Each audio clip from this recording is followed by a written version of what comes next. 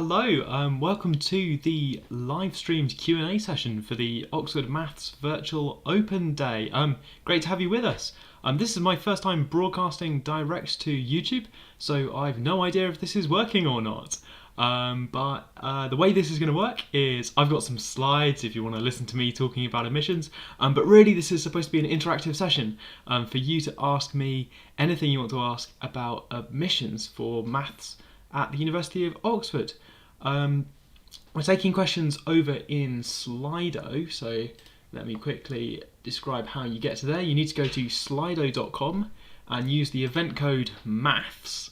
If you do that, then you'll get to a page where you can ask us anything.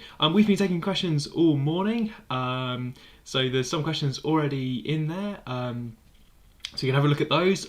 Your challenge is to ask me something that we haven't already been asked today. And if nobody wants to ask me any questions, then we'll just do some maths over here as well. Okay, so that's the plan. I suppose over to you.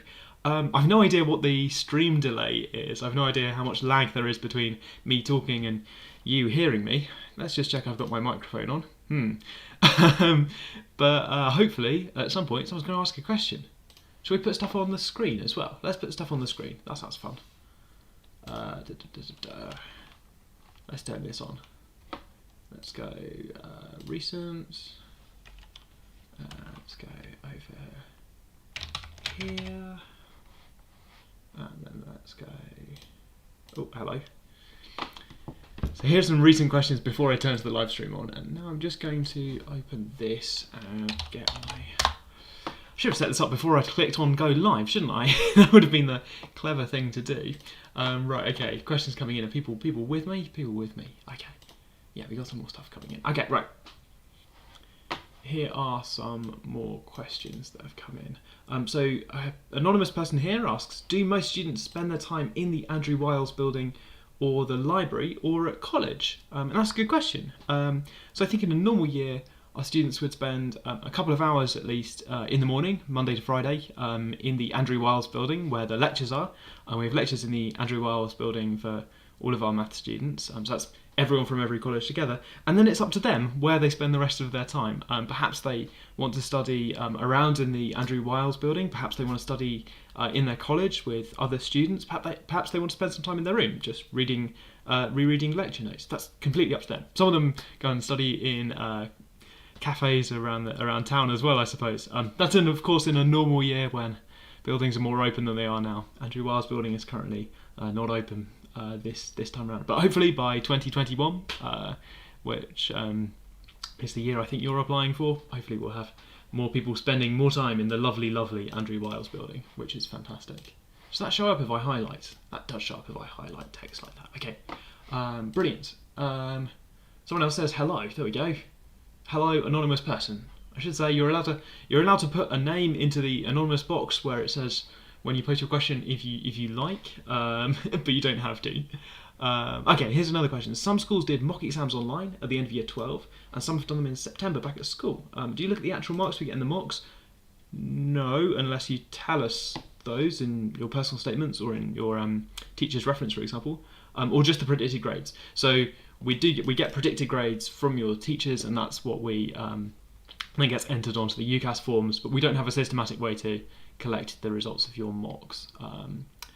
Okay, so I suppose your teachers might choose to tell us about your mock grades, but we don't automatically get those.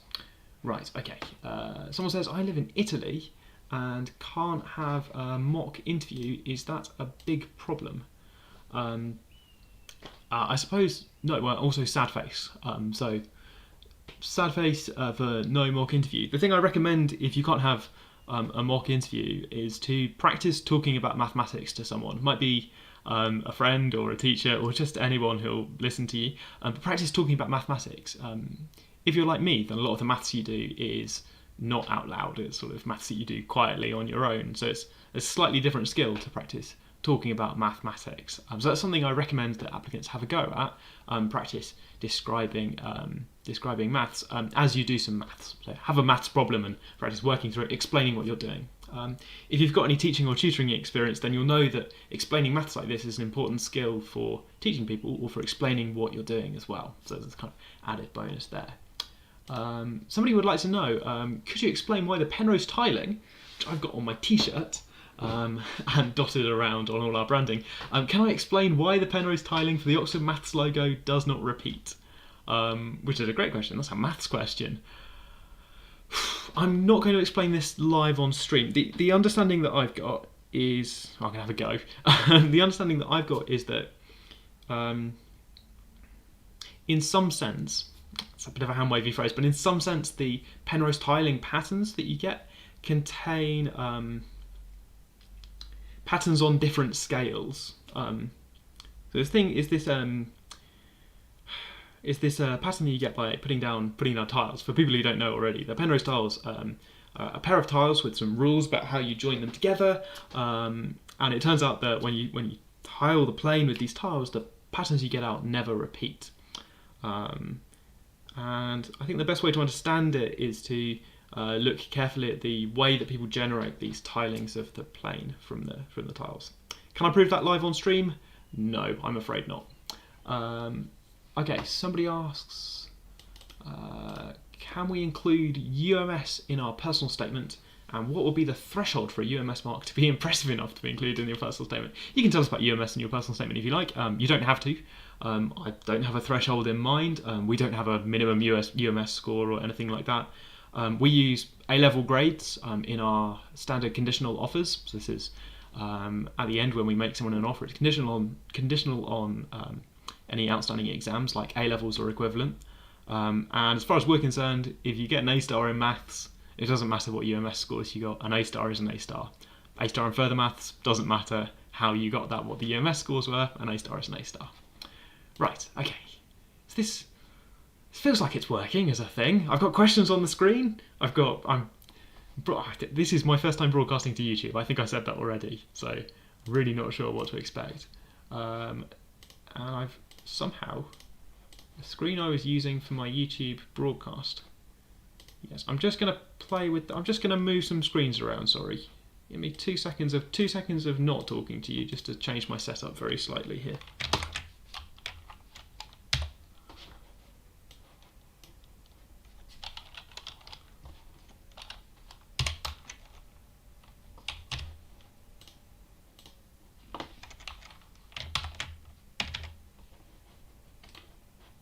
That's much better.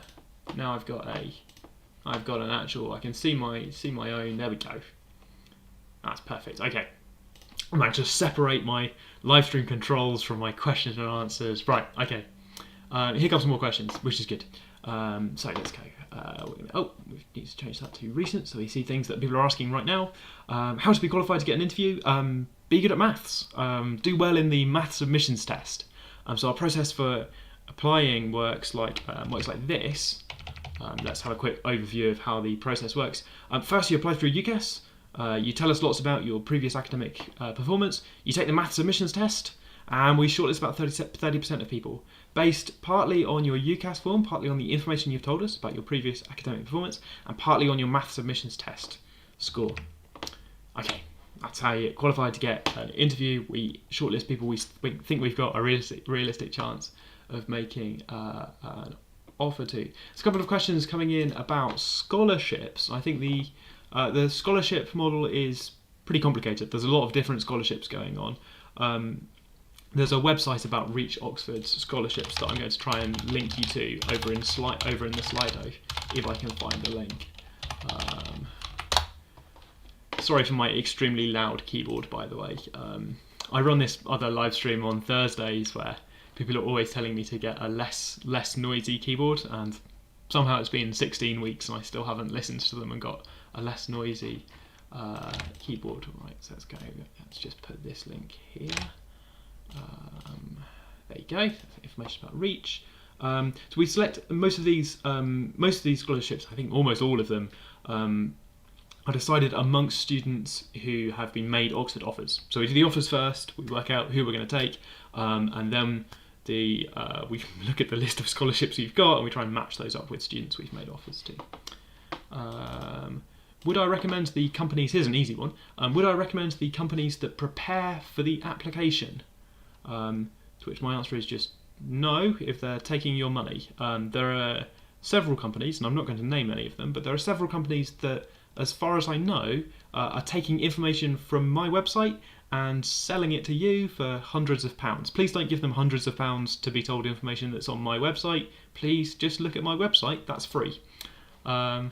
Adam says, hi James. I think Adam is from the Thursday live streams. Nice to see you here, Adam, as well. I've mentioned the Thursday live streams a couple of times now. This is a maths problem solving live stream that we run on Thursday afternoons, 4:30 to 6:30. I'll put the link up in a minute if people are interested. It's a lot of fun. We do math questions. We talk about maths. It's very nerdy. Okay. Okay. Loads of questions coming in. Let's do this very quickly.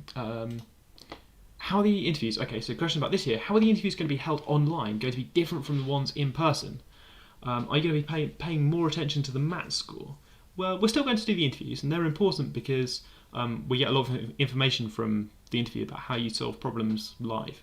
And in spirit, they're going to be very similar. We're going to ask maths questions, and we're going to see how you handle math questions. So that means we'll still have your maths score, but we'll also have interview performance for people we shortlist.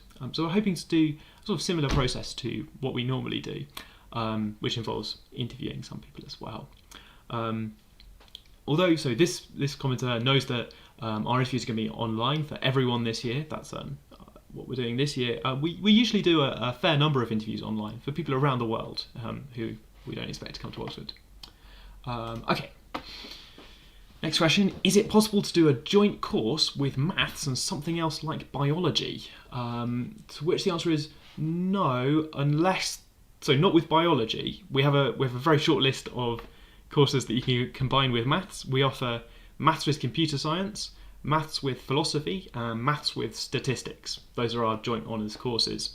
And those are broadly a 50-50 split, at least in the first year, but then with some options later on in the course to change your specialisation to perhaps be slightly more towards maths or slightly more towards the other thing. So those are our joint honours courses. Okay. Do admissions tutors care about any maths outreach you do? Any popular YouTube channel or blog? If I mention it in my personal statement, will the admissions tutor even look through it? Okay, so we are going to read your personal statement. We're going to look at your personal statement. And outreach, so maths outreach that you do sounds very interesting. That's a form of promoting mathematics, almost like teaching, almost like promoting mathematics. That's interesting it's interesting to me in particular. It's part of my job to do maths outreach.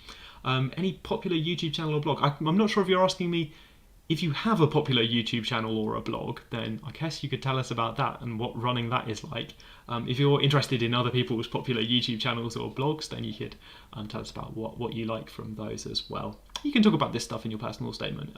Remember, overall, your personal statement is making the case for why you'd be a good candidate for our maths course. So anything that you can tell us that helps explain why you're prepared to study on our maths course is useful for us to know. Okay. Here's a brilliant question. This person says, I've checked the admission statistics for maths and stats courses, and it seems that the maths and stats course acceptance rate is lower than the maths one. If the course I want to take is maths and stats, would it be better to apply for maths and then just switch? Or should I apply for maths and stats now? So two parts to this. Firstly, the acceptance rate here that they're talking about is the ratio of applicants to places for maths and stats. Or the number of people we make maths and stats offers to compared to the applicants. And the discrepancy isn't a difference in standard that we're looking for. We're looking for the same standard of mathematician between maths and stats. The difference has been in the last few years. On average, people applying for maths and stats tend to have lower maths admissions test scores than people applying for just maths. I don't know why that is, but we don't have a fixed number of maths and stats people to take. So given the choice between the two, in recent years we've sometimes chosen to take a mathematician instead of a maths and stats matician. So that means that we, if given the free choice, we might take more of the maths students, which changes what the statistics look like for the maths and statistics course. Okay, so that explains why it looks like there's a difference in standard, but actually we're taking the same standard, different applicant pools, for some reason. Also, there's this comment about switching from maths. This is something that a few people have done, but it's not something we can guarantee in advance. It's always a discussion that they need to have with their college, with their tutors, to work out what's best for them. So we can't guarantee in advance that you'd be able to switch course like this. I recommend that you apply for the course that you want to do. Okay, I'm getting 5 minutes behind, so I'm going to speed up a little bit. If somebody makes an application 2 years early because they have the grades, is this looked on favourably or not? This is fine. If you have the grades, you have the grades. Have the grades, this is fine with us. Our age and stage policy says you can apply early if you've got the grades. So, yes, okay. Next question, is there a difference between local students, so UK students, and international students when we apply to Oxford? No, we're trying to take the best students, the people with the most potential to succeed on our course. We don't have a quota of international students, we don't have a number of UK students that we're taking. How many scores are we supposed to get if we want to get an interview? So we'll look at your maths score, your maths admissions test score in particular. And a score of about 70 would be a very good score. In general, though, there's not a hard cut-off on the maths. The more you score, the more likely we are to shortlist you in general. But we look at the rest of your UCAS form as well. Remember, so it's not just math. So you'd have a maths score and also perhaps some previous GCSE scores or something like GCSE, and we'd look at all of that together. Right, here's a maths question. You ready for this maths question? It's coming on screen now. What would you say is the variance of marks scored by a student in the maths? That's a maths question that I could go and work out. I think this question, the answer might be 7, I think. I.e., if they're scoring consistently a mark of X in the math past papers, I see, what would they be likely, the minimum score they could likely get in the actual math in terms of X? I think sigma is 7. I love the way you phrased this question with an X in it and a variance in it. It's a very maths question. I think so. There's this chart on the maths page. Let's have a look at it together. So if I go to the maths page, let's have a look at the chart. Let's just quickly log out of that. I'm going to try and load up this chart. So I'm going to the maths submissions test page, which is if you search for Oxford maths submissions test, this should come up. For past tests, we've got these. The past papers, solutions, and then this feedback. So we have a look at one of those. Then this has got statistics about last year, including variance of people's scores. Well, a bar chart of people's scores from last year. So you can see this sort of distribution of scores and think about variance. So that if you think you're a candidate in this group, you've got to think about whether that's variance or not. Right, okay. Great question. I love the way you phrased it. Let's have a look at some more. Okay, next one. In a personal statement, if you wanted to include some academic bit, will it be better to include a complex question which you didn't quite get right but learned a lot, or better to include a question that you answered correctly even though you might not have learned as much? So you want to tell us about some academic question that you've done, but you're not quite sure if you want to mention one you learned a lot or mention one that you got correct. I'm going to say I don't mind which one you talk about, I think. I like this idea of talking about what you learned. Yeah, that sounds like you're evaluating something in the context of how you're growing and how you're preparing for university. Can you tell us about both? They both sound interesting. I mean, you've got my attention now. You've got 2 maths questions that you've been thinking about. I like it when people think about maths questions. It's quite good preparation for studying maths at university to just start thinking about maths questions. Okay. Will I leave all the videos for future applicants? They're very useful. Thanks for what you're doing. No, thanks for watching. This video, I think, stays on YouTube afterwards. It's my first time broadcasting to YouTube. I've said that a couple of times, but I think it just stays here afterwards.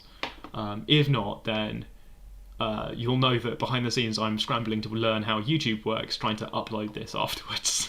Okay, but I hope you can watch it back afterwards. And all the Thursday live stream stuff is staying there for future applicants.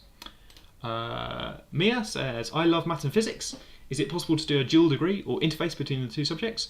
Well, so we don't have a joint degree in maths and physics, but we do have lots of physics-like options in our maths course. So especially by the 3rd year, there's lots of physicsy stuff like fluid dynamics and general relativity and quantum mechanics in the maths degree. as courses.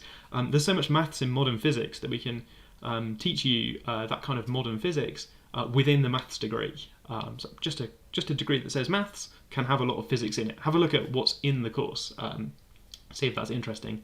I'll also mention there is a fourth year master's course. So if you want to hang around for a master's degree, then there's a master's degree in maths and theoretical physics that people can apply to stay on for if they've done a maths degree or a physics degree. So either route, you could be doing a master's in maths and theoretical physics if you want to. That's really cutting edge theoretical physics that, as I said, uses a lot of maths. Okay, I'm about 8 minutes behind, so I'm going to try and speed up again. Anonymous asks, has the need to defer some of the year's entries to 2021 reduced the number of offers for maths that we will receive? No, we have a normal number of students deferred to 2021. Fewer than 5 students deferred to 2021 for mathematics and joint honours courses.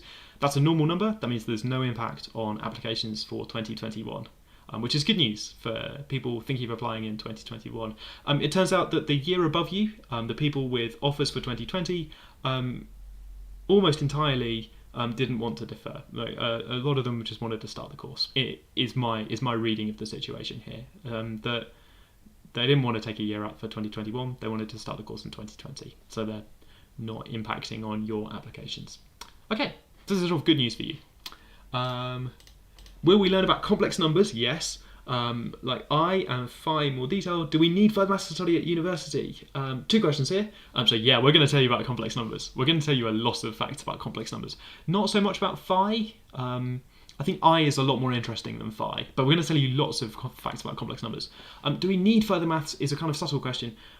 If your school or college offers further maths, then I'd really strongly recommend that you take that opportunity and you do further maths if you can. Because you'll have that opportunity to learn extra bits of maths. I think you'll really enjoy it. It'll be lovely preparation, seeing some of these facts about complex numbers in further maths. But if your school or college can't offer further maths, or if you're in an education system that doesn't have any further maths in it, then we won't expect you to have it. And we'll be able to make you an offer based on the sort of maths that you are studying if we decide to make you an offer. So highly recommended if you've got the opportunity. If you don't have the opportunity, then let us know and we'll take that into consideration. The maths admissions test doesn't use any topics from further maths. It's just based on single mathematics, so that should be a fair test. Okay, I said I was accelerating a bit and then I slowed down. I'm still about 8 minutes behind. So if your question's being held in moderation, it's because I'm 8 minutes behind, and I'm very sorry. I'm going to try and catch up. I've got 18 in the queue. Sorry. Okay, right. After it felt like this morning questions were calming down a bit, that we had lots at the start and people calmed down. Turns out you were all saving them for 2 p.m. for the live stream, and I've got them all in my inbox now. I'm gonna speed up a little bit. This question says, what's the most valued thing when you look at an applicant? Maths skill, mathematical ability, problem solving, maths competency. I'm trying to find synonyms for being good at maths problems. We give you loads of opportunities to show us how good you are at solving maths problems. We set a maths test, we ask maths test at interview, we look at your performance in maths exams, like your maths A level or equivalent.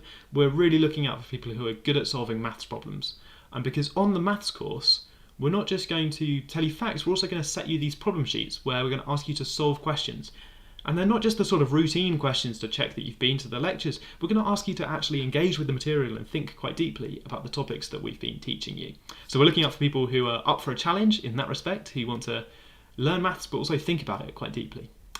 Maths. Right. How much time will you spend on the personal statement in the interview? So we asked, sorry, questions appearing on screen now. I don't know why it takes a minute to show up. Anyway, how much time will you spend on the personal statement in the interview? We asked our current students this in the Ask a Student session earlier today. I had some current students along, and I think about half of them said that in their interview they hadn't been asked about the personal statement at all, and a couple of them said that the personal statement had come up briefly in passing for a couple of minutes. It's something I use in interviews to make someone comfortable at the start, to mention something from their personal statement perhaps, or just say something to make them feel more comfortable. But I wouldn't expect detailed questioning on your personal statement. How long will the whole interview last? I think a normal interview would be about 20 minutes to half an hour. Will I be interviewed by different colleges? Normally, yes. Normally, if you're interviewed in Oxford, you're interviewed by multiple colleges, and we're currently working out if we can do that and how to do that now that we're interviewing everyone online. So please stay tuned. We'll be contacting all shortlisted applicants to give them more information about how interviews are going to work this year. Hopefully. Can I suggest you a college to apply for in Oxford for a maths degree? No. It's part of my job to say that every college is the best. They all have the same maths because it's the same maths degree, the same maths lectures, the same maths problem sheets get set by the lecturers. That means in terms of maths, there's nothing to choose between the colleges on. That leaves you free to choose for any other reason, so you might like to look at the colleges. I think they're all open today on the Oxford Virtual Open Day, so you can go and have a look at what they're doing for the Open Day. They'll have made some videos showing you the college, and I think most of them are open for question and answers. So if you want to go and talk to some colleges, they're all great. Okay. So this person's rephrased the outreach question. Here's the outreach question again. If I had some maths project or some maths that were released online, it's your work. Okay, so there's a clarification from the previous one. Display some maths I've learned. Would imaginative tutors look through that? Maybe. We don't have a huge amount of time to follow up from your personal statement to look at extra things. We're not going to read all of your blog, for example. The personal statement is limited for a reason, that we have lots of these to get through, and you have a limited character limit in there. So I'm afraid you can't get around that by linking to your blog and hoping that we read all of your blog. So I'd encourage you to summarise the key points in your personal statement. Okay. Yeah, someone wants to talk about. Okay, here we go. I mentioned mathematics. Closing the loop a bit. No, I'm 10 minutes out and I've got 18 questions in the inbox. Sorry, I'm really sorry that if I'm holding your question back. Okay. What do most students do after 3 years? A big chunk of them go on to further study. So a lot of our students go on to further study either at Oxford or elsewhere. That could be a master's degree or preparation for DPhil or PhD. Lots of them go into work as well. So lots of them go into different sectors like finance and software and banking and things like that. I think mostly because those sectors are quite well paid and are looking out for mathematicians. They're definitely very keen to employ mathematicians. But of course, lots of our students also go into consultancy and law and teaching and government work, and kind of the sectors break down very quickly. Maths is useful in a lot of places. And they want to hear about the math theoretical physics thing. So I'm just going to quickly throw it up on screen so that you can see a thing about it. It looks like, well, the website looks like this. I don't know why I'm showing you the website. It's a perfectly fine website, but perhaps not the thing to broadcast. So I searched for mMathPhys. mMathPhys is the name of the course. If you search this, then there's lots more information on here about what it's like. You can't apply for this yet. This is a graduate course. You need to have done a degree to apply, or be near the end of your degree to apply for this. But it's good to know that it exists. Will this year's GCSE grades be looked at differently than in previous years? So my current plan is that we're going to treat GCSE grades this year as normal. I imagine that most people are going to tell us in their personal statements or teachers' reference about disruption to their education and about ways that this affected their GCSEs going forwards. So GCSEs obtained in 2020. I expect that there might be some comments made on people's applications going forwards about the effect of coronavirus on their education. But in terms of the actual grades, we're not planning to recalculate grades or anything like that. Somebody asked about colleges. Things kind of come in periodically because I mentioned something, and that people ask follow-up questions, but it takes a sort of 5-10 minute lag for me to get to the questions, so we're looping around topics here. How can I choose the college? If I make an open application, do I have more chances to get an offer? Okay, so you can choose a college based on anything you like. You might like the look of the college, or the atmosphere, or the resources there, or the physical location of the college. There are no wrong reasons.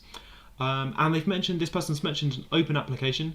Very quickly here, an open application means if you don't care which college you're applying to, you can tick open application. If you tick that, then a computer algorithm will assign you to a college, and you'll be treated exactly as if you applied to that college directly. So that doesn't affect your chances of getting an offer at all, because we're going to treat you just like you applied to that college. The option is just there if you don't care, you don't want to choose, and you'd like a computer to choose a college for you. Okay.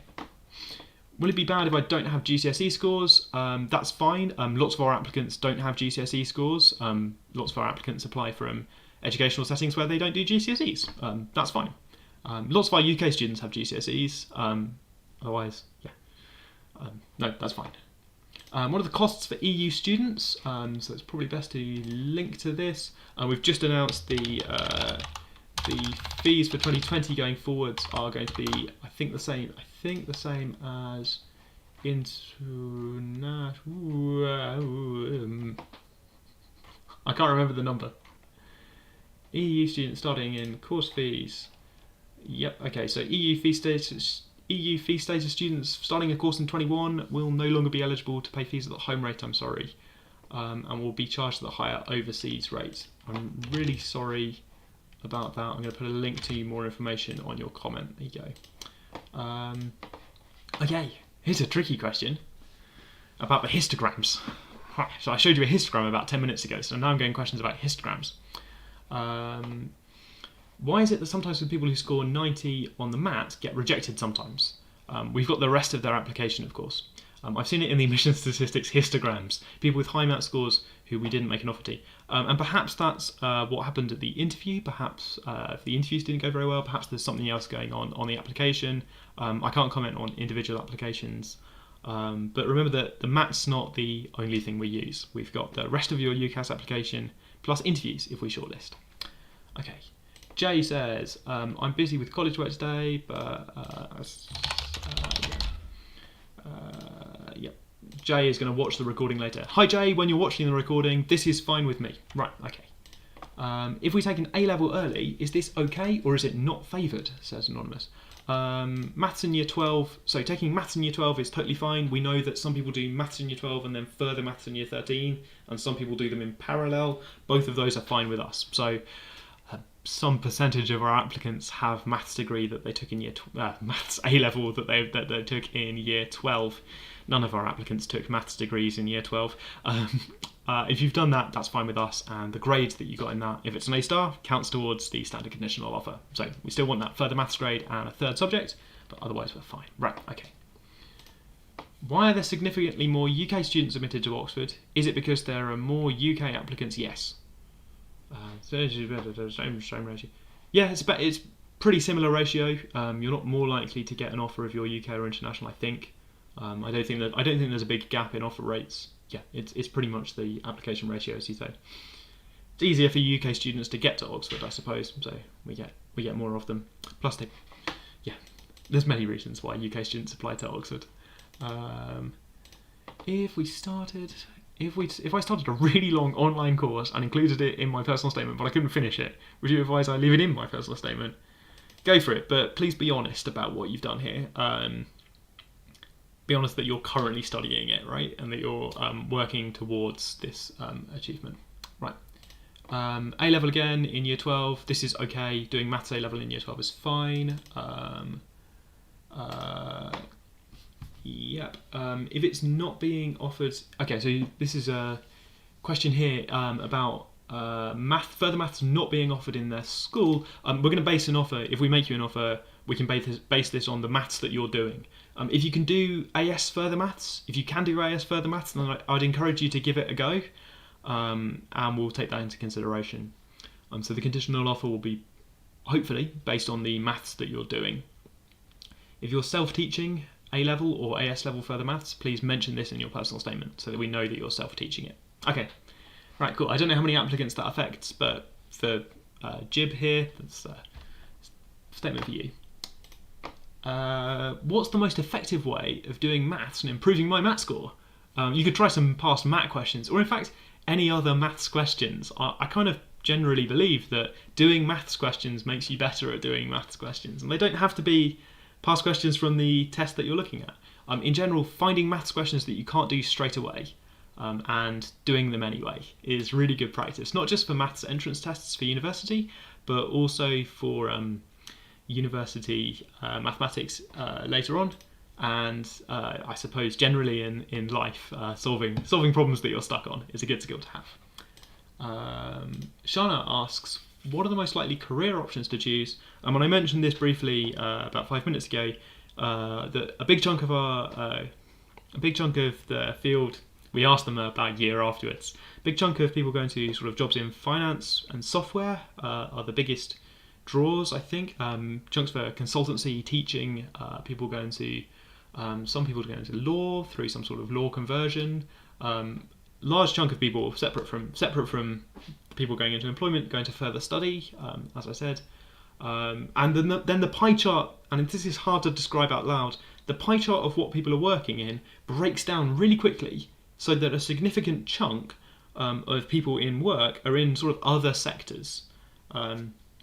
So I don't want to give the impression that all of our grads have to work in finance or software. You might not be interested in finance or software, but there are still lots of careers that value mathematicians for their problem-solving skills, for their numerate ability, and for their logical approach to problems.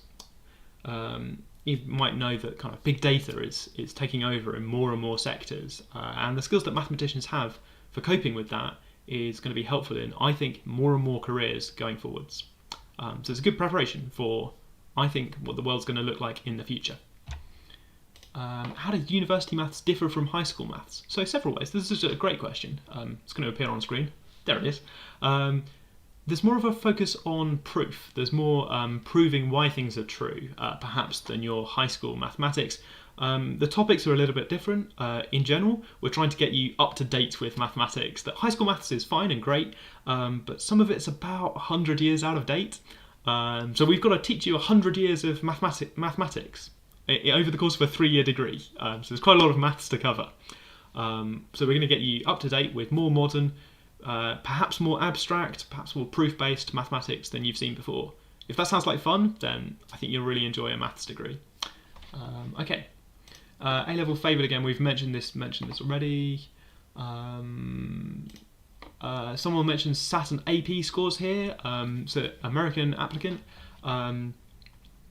We'll look at your SATs and APs.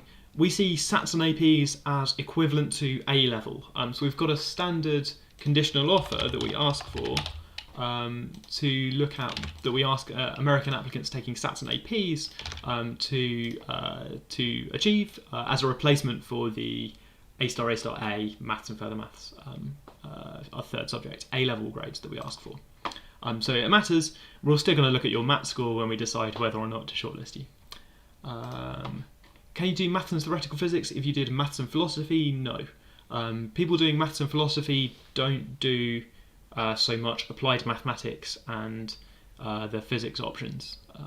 So if you do bachelor maths and philosophy, then you'd be missing a lot of the differential equations foundation that you'd need to do maths and theoretical physics. Here's a very personal question. Someone's been, I think, stalking me through my live streams. Have you confirmed if you will be an interview tutor at New College this year? No, not confirmed. Jay asked, what a specific question. I'm sorry. If you asked that, do you mind leaving it? Is that what's going on there? That's really thrown me off. Sorry. What if it was the topic you really wanted to study as part of your degree, but the university didn't offer it? Is there a way Oxford will handle that and help you incorporate that module? This is a good question, and I think some awareness about what's in the course. There's a lot of different courses in our maths degree at the moment.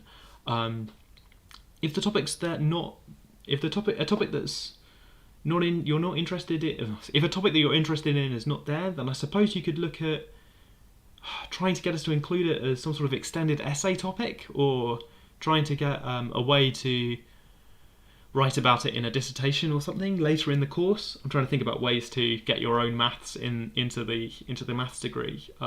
Limited options, I think, is the best thing to say.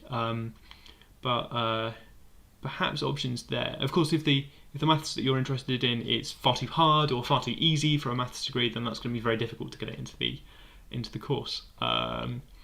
Tricky question, Jay. Okay.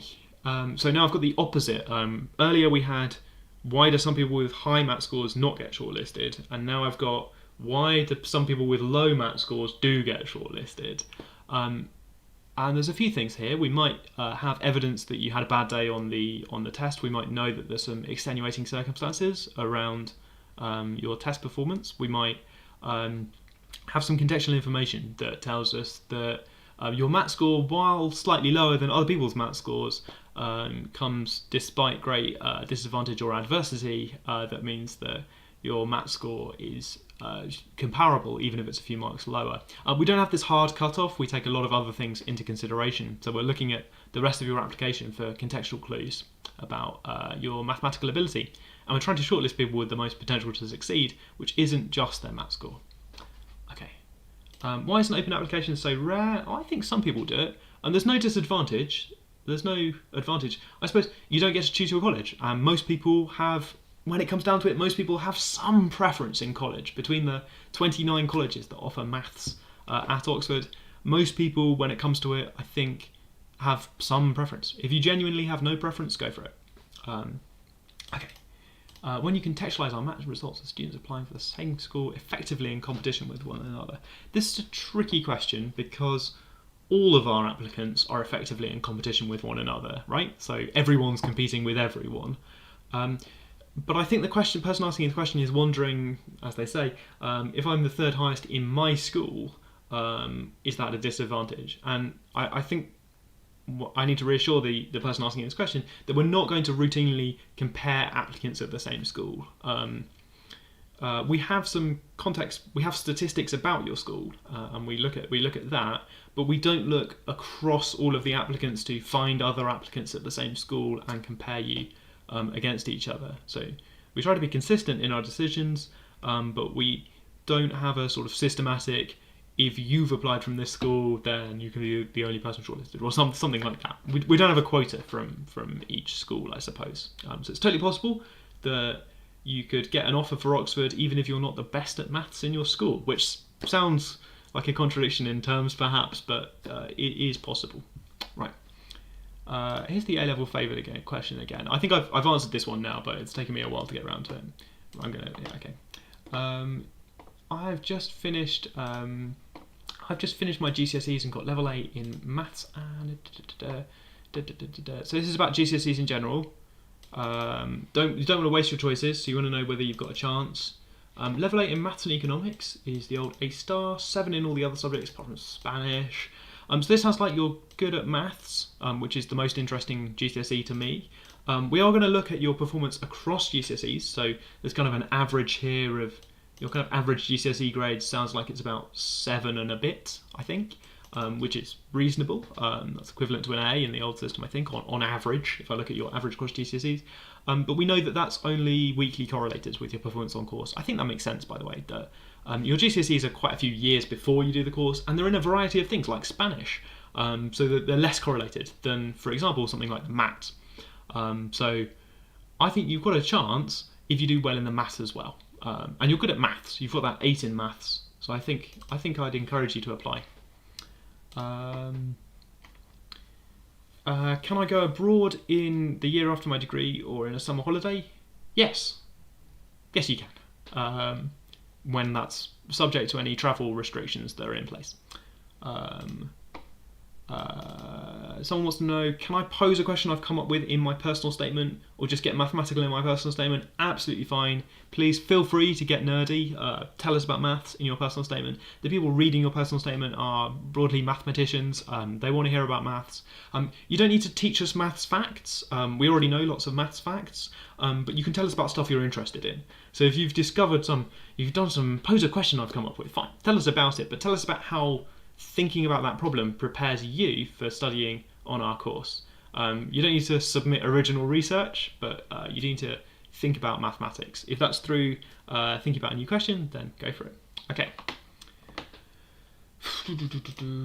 How many hours of teaching on average can you expect to have each week? I suppose 10 hours of lectures plus 2 or 3, maybe 2 hours of tutorials per week. A tutorial is our word for small group teaching. That's 2 or 3 students with one tutor who might be a professor or lecturer or a graduate student who's had some training, or me working with you on the problem sheets that you've been looking at questions on that maths topic. So 12, which is not a huge number, right? But lots of time in between for you to have some independent study, thinking about those problem sheets, rereading your lecture notes, and getting on with the rest of your life, experiencing non-mathematical things as well, I suppose. Completing A-level maths in year 12. You don't have to put this. Okay, so here's. I think everyone watching this live stream has done maths in year 12, and that's fine. You don't have to tell us in your personal statement because you're going to put it in your qualifications section on your UCAS form. So don't use characters. So don't use characters in your personal statement on this. There's a separate bit of the UCAS form where all of you will tell us that you've done maths in year 12. I assume it's all of you and not just sort of one person asking variants on this question again. I think it's all of you, right? If it's not you, don't worry. Maths in year 13 is also fine, or not A-levels, also fine. Can a candidate who performs below average in the interview get saved by a very high maths score? It's more complicated than that, but I think the spirit of what you're asking, I suppose I should just say yes. We'll look at things together. So we'll look at everything. When we're deciding who to make those offers to, we'll look back at your interview scores and your maths score and everything on the UCAS form. We'll think about everything together. Okay. Do things like Duke of Edinburgh or extracurricular activities of charity work improve your chances of getting a place? No. We don't take extracurricular activities into consideration. You might be really good at swimming or judo, but we're not going to take that into consideration when deciding whether or not you'd be a good maths student, because we're just looking for people with the potential to succeed on our academically demanding mathematics course. If you believe that Duke of Edinburgh has made you better at maths, then you could tell us about that in your personal statement, but that's on you to explain. Apart from the required grades, what are you looking for in a student to get a place in maths? I suppose we're looking for people who are interested in maths, willing to spend 3 or 4 years studying new mathematics. So perhaps that's people who enjoy learning new bits of mathematics, as well as just getting the grades and turning up to school. People who are actually interested in learning about more maths. You might explain this through telling us about what maths you've been looking at outside of the classroom, what other stuff you've been interested in. What other maths is there that you're interested in or looking forward to studying? Interest in mathematics, I think, above the grades as well. Plus, of course, as well as your grades, math score. Right. How does Oxford view AP scores? I don't understand. See link for US guidance is probably the best I can do. There's some information on our website. AP scores we see as you can have AP scores as sort of equivalent to A-level, but you've just told me you don't understand A-level, so I've put a link. We don't expect you to have them at the point of application, but we're going to take them. We'll ask you to get particular grades in your AP scores if you're doing APs. How do you judge non-maths related subjects that applicants may do for A-level? This is very interesting. And it's an easy question because we don't care what your third subject is in. If you're doing A-levels, you'll be doing maths, further maths if you can, and then a third subject that could be anything at all. Politics, English, history are all fine. Do I like variety? It's very hard to have variety in one subject. I think I know what you mean. Doesn't matter what the third subject is. Those are all perfectly good third subjects. We'll ask you to get an A in that third subject. Okay. Jib wants to know about mathematical contests such as Olympiads as reliable indicators of problem-solving ability. They're quite good indicators, I suppose. They're good information. We don't have them for every applicant, so it's not a fair test in that sense. People often tell us about some maths competitions that they've had a go at or whatever they've had a chance to look at in their personal statements, often but not always. We're not systematically comparing people's scores between applicants. Remember to tell us what you got out of doing a mathematical contest, such as a past Olympiad. Right. Is there a reason why you don't offer actuarial science? Sorry, I said that with a funny voice. Water. Is there a reason why you don't offer actuarial science? No, not really a deep reason why we don't offer actuarial science. Just at the moment focusing on the subjects that we've got. I'd like it if we could offer more places for maths while we're talking about this sort of thing. More mathematicians in general. We've got a little bit of this sort, a tiny bit of this sort of thing in the third year of our course, I think. Just a little bit at the moment. How likely is it to see Andrew Wiles walking past you if you're an undergraduate student in the building that's named after Andrew Wiles? There is a tiny chance that you'll see Andrew Wiles. Andrew Wiles, and that's Professor Sir Andrew Wiles, has an office in the Andrew Wiles building. His address is Andrew Wiles, the Andrew Wiles building. That's very cool. And people sometimes see him around. Okay, but yeah. Can I suggest some books which helps in preparing for maths? People who watch the Thursday live stream will know what I'm going to link to next. There's this fantastic free book by Stephen Siklos called Advanced Problem Solving in Mathematics. And it lays out some past questions that from Stephen Siklos's exam, which is STEP, and explains how to have a go at them, gives you some hints. It's a lovely book. It's completely free, and you can find a link to it in my reply to this question now. Are we going to be doing any maths? Here's a great question. Are we going to be doing any maths, or is this just admissions questions? I was expecting not to get any admissions questions. I don't know why, but I just thought it would be very quiet. After about 3 o'clock, if I catch up with the admissions questions, we might do some maths. Check if you're getting bored of this, check the video back later. There might be some maths in here somewhere. If people want to do maths, let's do a poll. Let's do a poll in Slido. What should we do after 3? More Q&A, some maths, and then the third option is going to be both. Okay, let's rephrase that slightly. Edit 3 p.m. So second half of the live stream. Question mark, please. Let's do grammar. Okay, there's a poll over there on Slido if you're in Slido. Cool, right. Common mistakes that people make on personal statements. Oh, that's now live. There we go. Oh, voting. People just want maths. Right, okay, very interesting. Okay. Common mistakes. I wouldn't really say people make mistakes.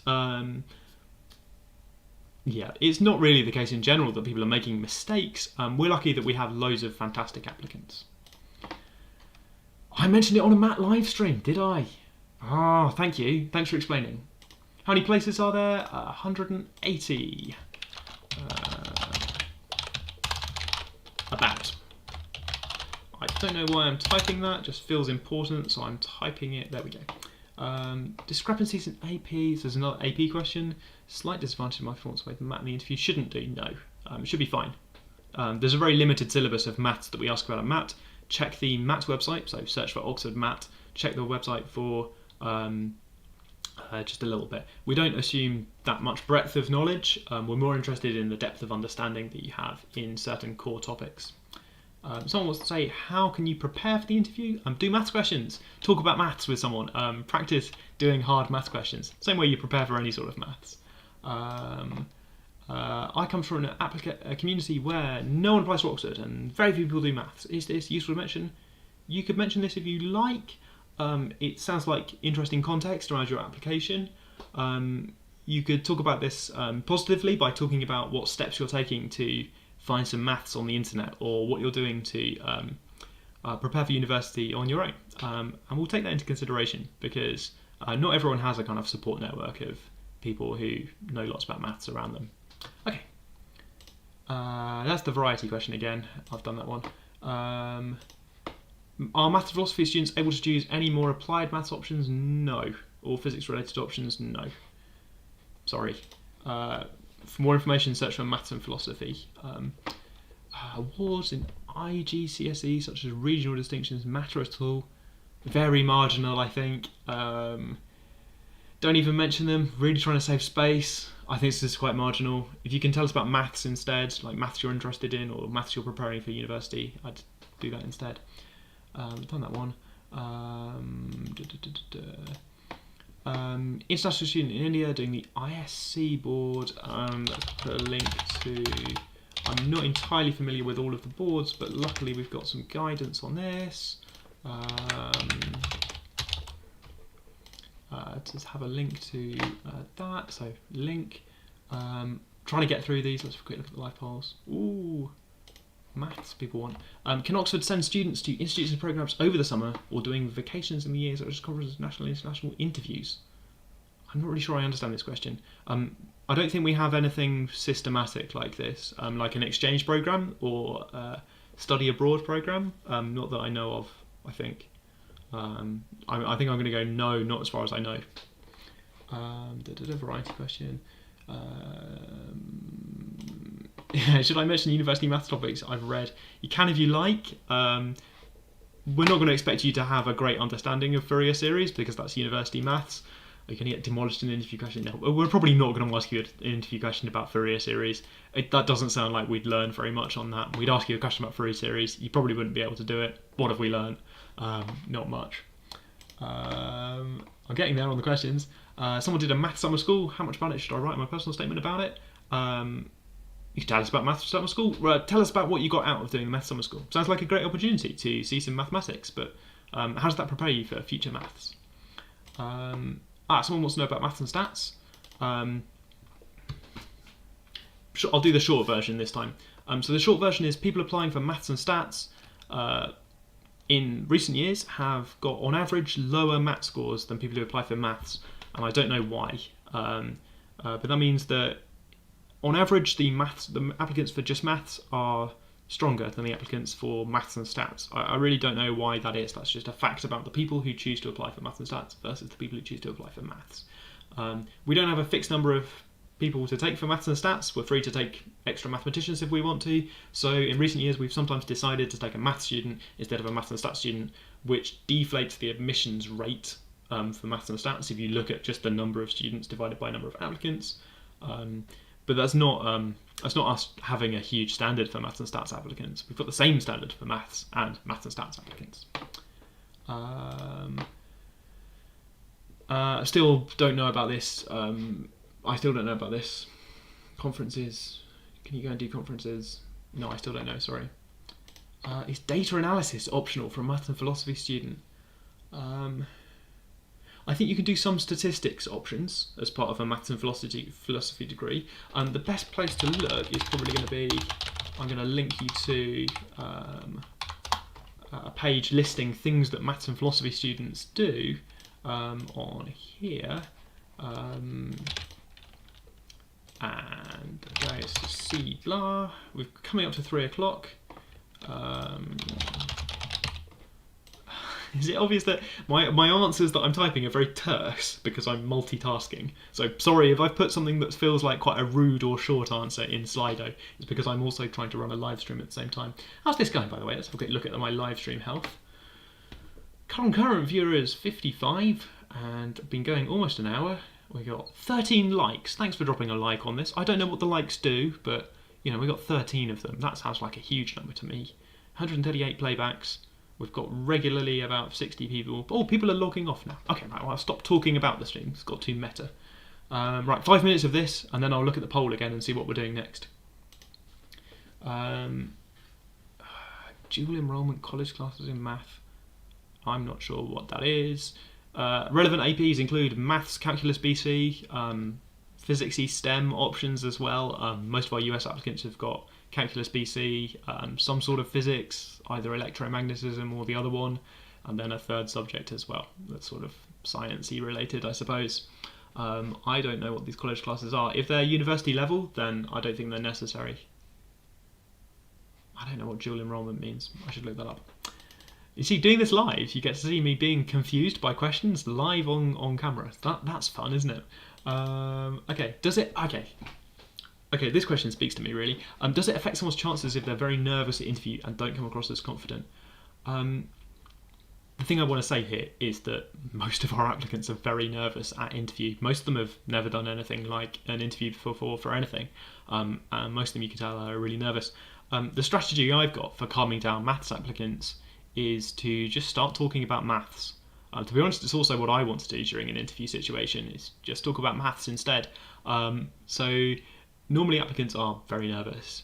You don't have to be confident. We're not looking for that as a character trait in people, we just want you to be good at maths. So once the maths starts, hopefully that relaxes you a bit, and we start doing some maths together, working on a problem. But yeah, you don't need to be assertive and confident. And in fact, I'm sure we all know people who are assertive and confident, but not very good at maths. Right, okay. Did I say that politely enough? I think I said that politely enough. Is there a cryptography module? Says Derek. Complete change of topic. Is there? I love this mix of questions. They go from nervous to just straight. Darius wants to know this cryptography. Yes. Let me try and find a link to cryptography so I can link you. I'm doing links now. Codes and what's it called? We've definitely got some cryptography. I think. Is it in 4th year? I can't find a link. I'm pretty sure we've got some cryptography in the course somewhere.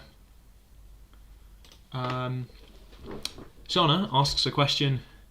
Is the area under the graph f of x and f of minus x equal for the same given interval? If the interval is symmetric about the origin, then yes.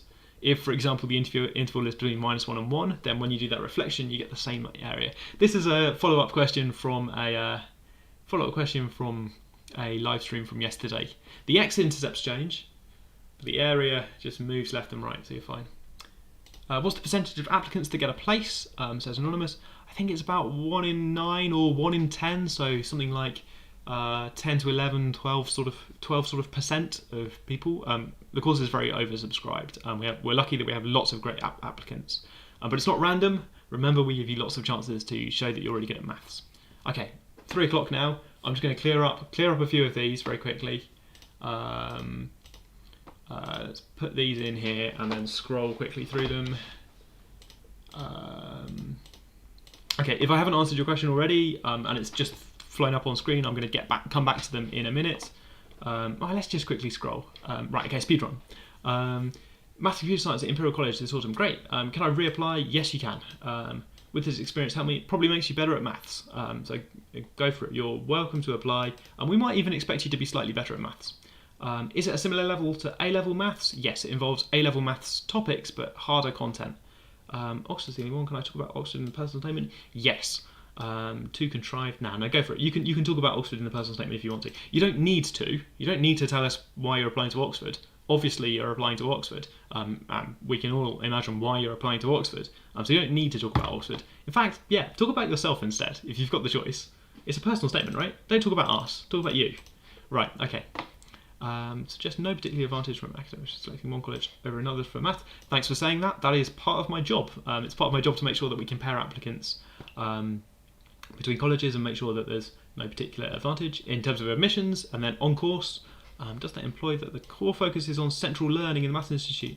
So the lectures are organised by the central learning in the Maths Institute. That's where the lecture content is delivered. It's also where the exams come from. And we have these tutorials. They're organised by the college, the small group teaching, but they're standardised to a large extent by the lecturer setting question sheets that all of the colleges use, by and large. Can I recommend any number theory problems to look at? Do you mean unsolved number theory problems or fun number theory problems? There's some stuff on Enrich. If you search for enrich, that's maths.enrich.org, then there's some fun problems over there as well. Is the interview different? No, we might be more likely to ask you about probability or statistics. And interviews might be for maths and computer science. We might ask you about computer science, some computer science questions. Some colleges might organise separate interviews for maths and for computer science. Okay, so we might ask you about algorithms or get you to do some activity that's a little bit more related to computer science. Additional qualifications. No, so for maths and computer science, you need maths is, I think, required. Further maths is recommended. And somebody very politely asks, how do I get to those Thursday weekly sessions that have been mentioned so much? I'm going to put a link in a link below for you. It's maths.ox.ac.uk, which is the maths website, /r for redirect, /matlive, MATLIVE. Or if you're on the Oxford Maths website, which you found by searching for Oxford Maths, then you can click on my face in the corner to get to the Oxford Maths live stream. Okay, right, okay, I think I've covered this. Let's have a quick look at this poll. 45% some maths, and like if you add these together, then 80% want to do some maths. Some people just want Q&A. They're enjoying the question and answer thing. Sorry, I think I just missed a question.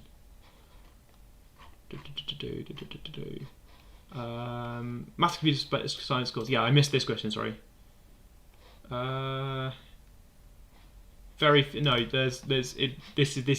This is not been a problem. Everyone getting their predicted grades has just been fine for maths and computer science. They've got a normal number of people starting the course, as far as I know.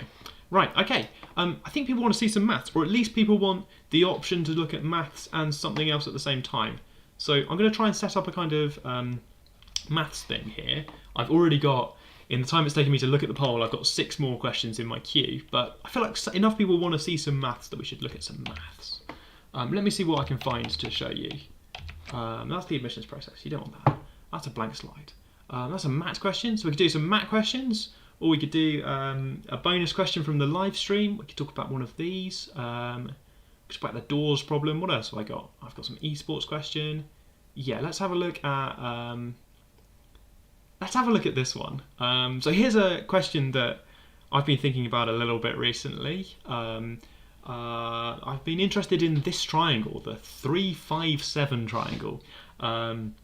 So this is a bonus question from a Thursday live stream. Each Thursday live stream has been focused on math questions, but I've also been throwing in some extra bits and pieces of maths that I'm interested in. Here's a triangle that I'm interested in. Okay, so if you wanted some maths, here's a maths question to try.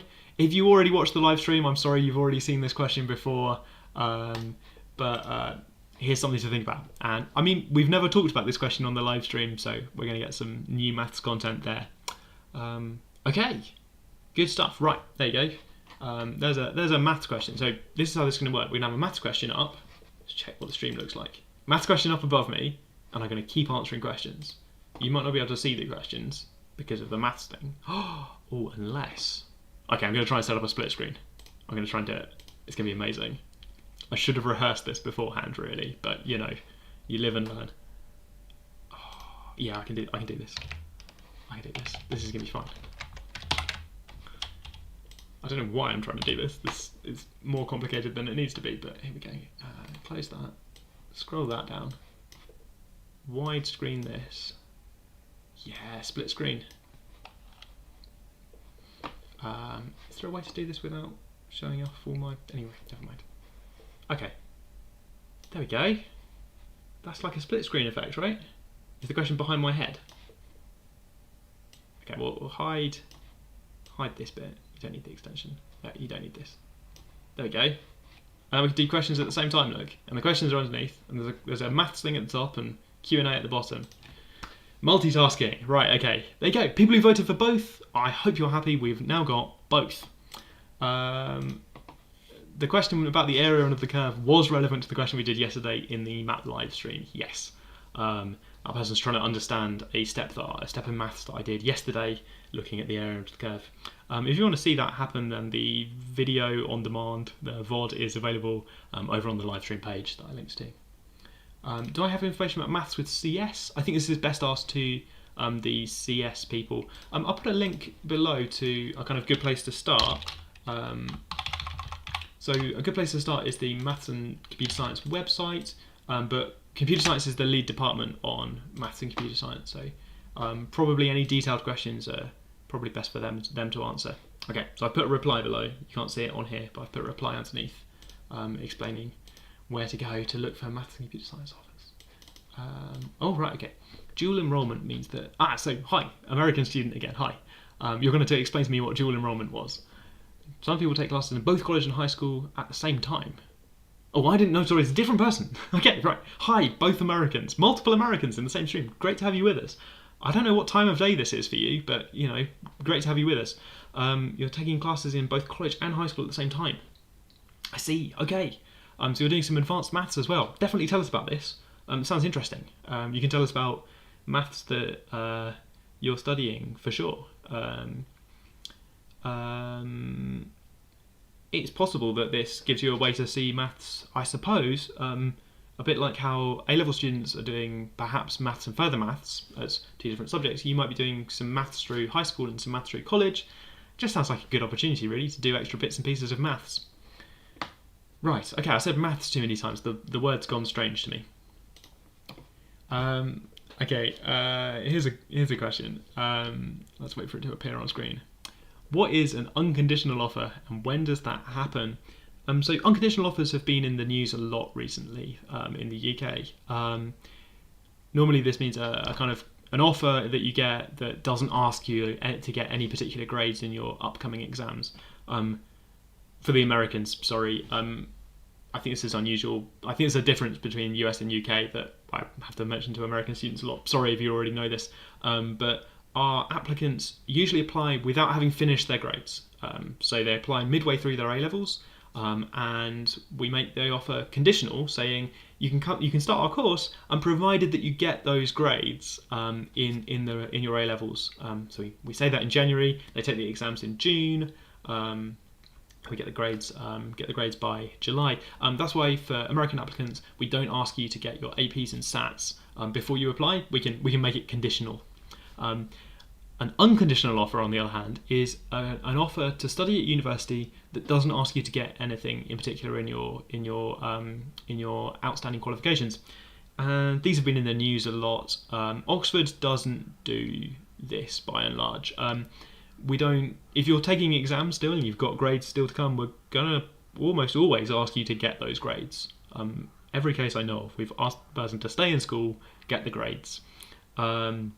If you're applying outside of school, maybe after you've studied in school, or maybe years later after studying in school, then you might already have the grades. And in that case, your offer could be unconditional in the sense that you've already achieved all of the grades that we would ask for. So we're not going to ask you for any more grades. But that's a sort of different use of the phrase unconditional offer, I think. In general, if you're still doing exams, we're going to ask you to stay in school and get the grades. Okay, right.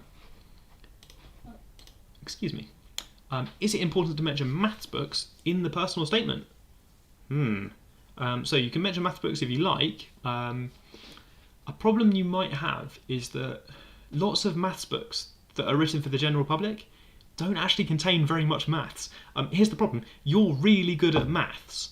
You're much better at maths than the general public.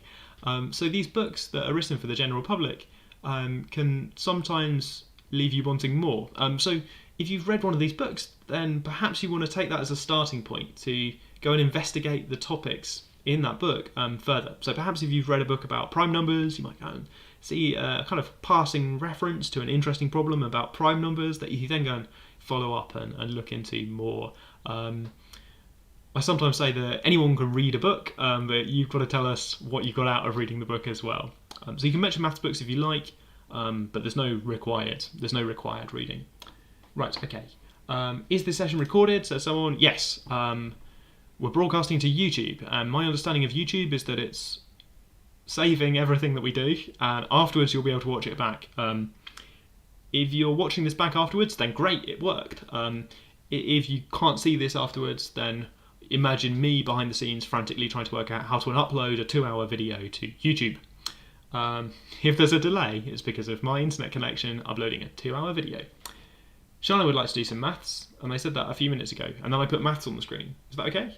It's from a few weeks ago. I know Shana goes to the Thursday live streams, but this is from a few weeks ago, but we're going to talk about it in a mo. Do you want to talk about it now? I've got a few questions. I'm going to clear some questions and then talk about triangles.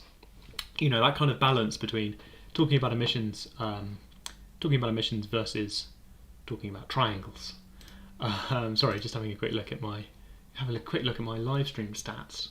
Ooh, yeah, there's still about 50 of you here. I sort of wondered whether putting maths on the screen would cause everyone to tune out. And I thought, oh no, actual maths, don't want to do that. But no, it seems like you're up for looking at some maths, so that's always nice. Okay. Can I still apply to stats even if I've not properly studied it before? Yes. So you need to be interested in statistics. And we might expect you to have a basic understanding of probability, but you don't need, for example, stats A level or a qualification like that. Yeah, it is, I suppose, quite hard to be qualified for the course in general without seeing any statistics at all. It might be part of your maths qualification. There might be some probability or statistics in there. I suppose we'd expect you to take that opportunity if you had the chance. But you don't need like a statistics degree to do our degree, if that makes sense. I don't know what not properly studied it before means. sort of a little bit worried about that, really. Okay. Hello from Germany. Nice to have you with us. This is an international live stream right now. I love it. How can I study mathematics to be able to get on a skill level of an Oxford beginner student? I am 9th grade. Okay, Germany, right. Let me remember how the system works in Germany, sorry. Something called the Arbiter, right? So stay in school. I'm also looking up what 9th grade is. Stay in school. We're going to ask you probably to be at a standard, what we'd call equivalent to A*A in A-levels, which for Germany, we've had a look at Arbiter in Germany, and our standard conditional offer, that's roughly equivalent to those A-levels, is an overall grade of 1.1, and doing maths at Leistungskurse if available. Sorry for lack of German accent. We'd quite like a grade of 14 in mathematics, I think, and a grade of 13 in something else. Okay, yeah. Good, stay in school, get a good grade in maths, do lots of maths problems if you can. Right, okay, good. That, I think, is the total of things I know about the German educational system, I'm afraid. There's something called Arbiter, we'd like you to do it, we'd like you to do well in maths, and we'd like you to stay in school and get good at maths. Or, I guess, homeschooled people also welcome to apply. I shouldn't exclude homeschooled people. Obviously not. Stay in school being a kind of catch-all phrase here for keep studying. Yeah, that's a better phrase, isn't it? Keep studying. May have missed the question about AP A-level discrepancies. I didn't answer it very well. I think you're fine. I think AP has enough maths topics in it. Let's have a quick look. So here's the list of maths topics that are part of the MAT, and I think these should be covered in the American system too, right? Quadratic formula, you have that in America as well. Completing the square, discriminants, factorisation, factor theorem, it's all very good. Basic algebra, derivative of x to the a, so kind of pre-calculus, or I guess calculus 101. Derivative of e to the kx, you might have seen, you might not have seen. You could look this up. Derivative of sum, second order derivatives, differentiation from first principles is maybe a little bit different, so maybe search that as well. A little bit of easy integration, sort of integrals of the things we just told you to do derivatives of. Sketch me some graphs of these functions. Do some rules of logarithms. Transformations of graphs is maybe a little bit unusual or different. We've got some basic properties of circles. What's the area of a circle? Geometry and vectors in the plane. Simple trig, like this. And some sequences and series, so we expect you to know what an arithmetic and what a geometric progression is, and how to add up terms of a geometric or arithmetic progression. That's it. That's the whole syllabus. That's everything that we expect people to know when they sit the maths submissions test. I don't think that's a disadvantage for Americans. I think I can reasonably expect Americans to know all this too. I'm using Americans there as a kind of cheeky shorthand for people doing US qualifications. Nothing against America in general. Right, okay. Yeah, I can work. Okay, so someone asks. Yeah, it's suspicious, isn't it? It's a little bit suspicious. Also, food. What's going on there? Why do you have a whole folder of food? You know you can't eat the internet, James. What's going on? What's this Cambridge thing going on? Yeah. I'm not even going to answer that. Okay. Can I use Cauchy-Schwarz? Okay, here's a very mathsy question from Jiv. I'm summarising here, can I use Cauchy-Schwarz to solve a math question, even though that's not AS over-level maths? Yes, that's fine. The long questions on the math paper are marked by our graduate students who know lots of maths. I usually say, provided your high-level complicated mathematics doesn't make the question trivial, or doesn't reduce it to something that's really easy, then it's fine to do it with that technology. What you shouldn't do, and I think you know this, whatever educational system you're in, is you shouldn't bring in some technology that you can't really prove, or that's far more powerful than the question we're asking you.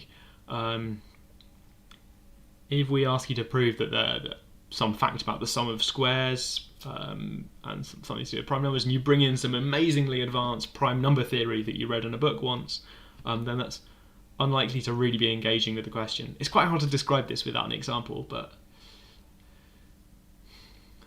usually we write these questions saying using this method, or by doing this, or hence from this, hence do this, so that you can't bring in high-powered technology that makes the question easy just because you've seen something. We want you to engage with the questions in a particular way, if that makes sense. So yes, if the question doesn't say what technology you're supposed to be using, Cauchy-Schwarz I think is totally fine to go with. Right, okay. If you don't know what Cauchy-Schwarz is, that's fine as well, obviously. We'll teach you it at university, which is something we're all interested in, right? Oh, someone's had a go at my maths question. Okay, right, I'm going to put that there. Don't look at that if you don't want to know. I'll put more questions above it so that you can't look at it. There you go. If you want to look in chat, just like in the live streams, on Thursdays, someone's put their answer in chat. Okay, right. Yes, okay, right, good. Just reading that answer and thinking a little bit. Yeah, I should have put... okay, right. I should have asked a slightly different question for the extension. That hasn't quite worked in the way I thought it would. Anyway, is A-level physics desired or even helpful for admissions? If I don't take it, will it limit the modules I can take? It's fine. Oh, and that got a thumbs up. Hey, look. Someone else, whoever asked this, there's someone else out there who agrees. Most of these questions have not been thumbs up. Okay. Is A-level physics desired? You don't need it for the maths course. We're going to teach you some mechanics in the first year, but we're going to teach it from the ground up without assuming that you've got physics from before. You might find this kind of refreshing and different, that we're going to teach you physics, but assuming that you know calculus, because we're going to teach you a bit of calculus as well, which gives it quite a different feel. So you're not at a disadvantage if you don't have physics. That's fine. Quite a lot of our applicants, I think, quite like physics and might have done an A-level in physics. I can't really say whether that gives them an advantage or not, because the way we teach physics is quite different to the way that physics works in A-level. A lot more calculus, a lot more derivatives of things. Okay, right. If that sounds like fun, then I think you might really like the way we do physics. This is the sort of thing I'm really interested in. How's a maths and computer science personal statement different from a maths personal statement? My flippant answer is that you're going to talk about computer science as well. I guess seriously, you're going to tell us about how you're prepared for that joint honours course, how you're interested in maths and computer science and the intersection between them, and how you're prepared for studying this particular course, which has a particular set of things that you study in it. So there's a difference in what you're describing your competencies are, or how you're describing how you're prepared for this slightly different course. Same idea, different topic. Okay. Suppose I'm the chain rule. Charlotte, great. I can't remember your previous question. The previous question was, can we do some maths? And about the area.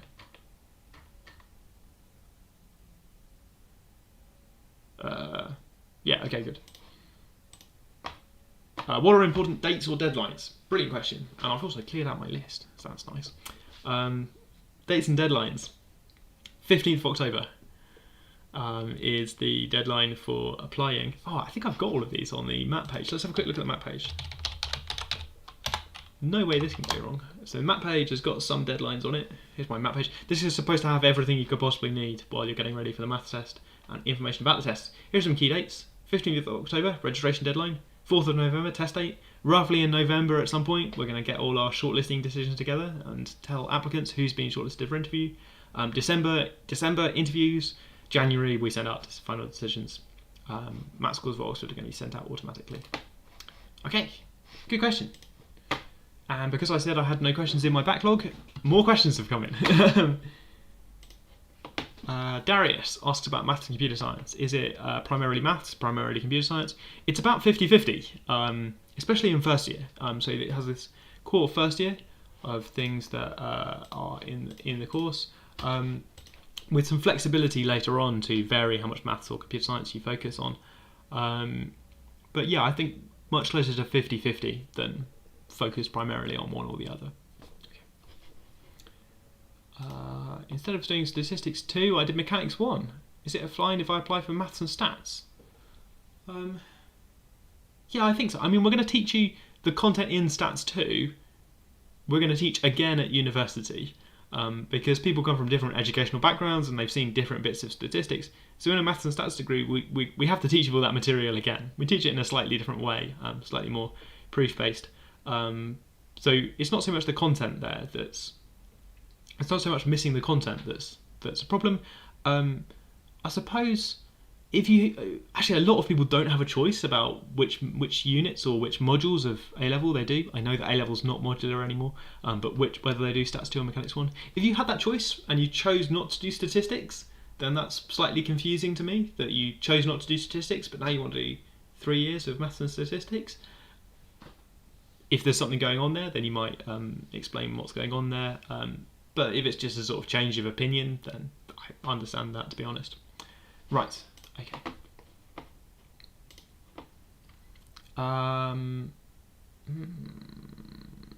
The grade that we need. Okay, this person says the grade that we need to enter is the average of the grades that we got in the last 3 years. No, I don't think that's how it works for any of the exam systems I can think of. Is that the German system? So we just look at the grade that you get. I don't know what this question is asking about. Sorry. Could you be more specific, please, on what we're entering and what grades we're talking about? This is not how A levels work. So it's a question about some other sort of exam. I don't know what sort. Okay. Personal statement question. I'm applying for maths at Oxford, but maths with Spanish, other universities. Personal statement question. This is fine with us. We know that you write one personal statement applying to up to 5 universities, and you might be applying for different courses at different universities. Can I talk about Spanish? Yes, you can, if you like. We'll understand that you're applying for maths and Spanish at other universities. That's not a disadvantage. We don't offer maths and Spanish. That's not your fault. And we see this sometimes, that people write personal statements where they particularly focus on the overlap between maths and something we don't offer in combination with maths, like math and physics comes up a few times. Maths and economics I've seen a few times, people writing these personal statements. It's fine to be interested in other stuff. Right. Is it possible to complete the Oxford degree in 2 years? No. I've read a book connecting music theory. Oh, hang on. By taking first year Oxford exams to skip that year. Oh, I guess there's a loophole here. Hang on. If you apply for senior status, I shouldn't have just said no. If you've already done a different degree and you apply to start this degree from the 2nd year and we accept you to do that, then you could do the Oxford degree by doing 2nd year and then 3rd year. This is extremely rare. So I shouldn't have just said no. I should have outlined this very unusual way that people start from 2nd year. That's not normal. Can you just do it by taking exams early?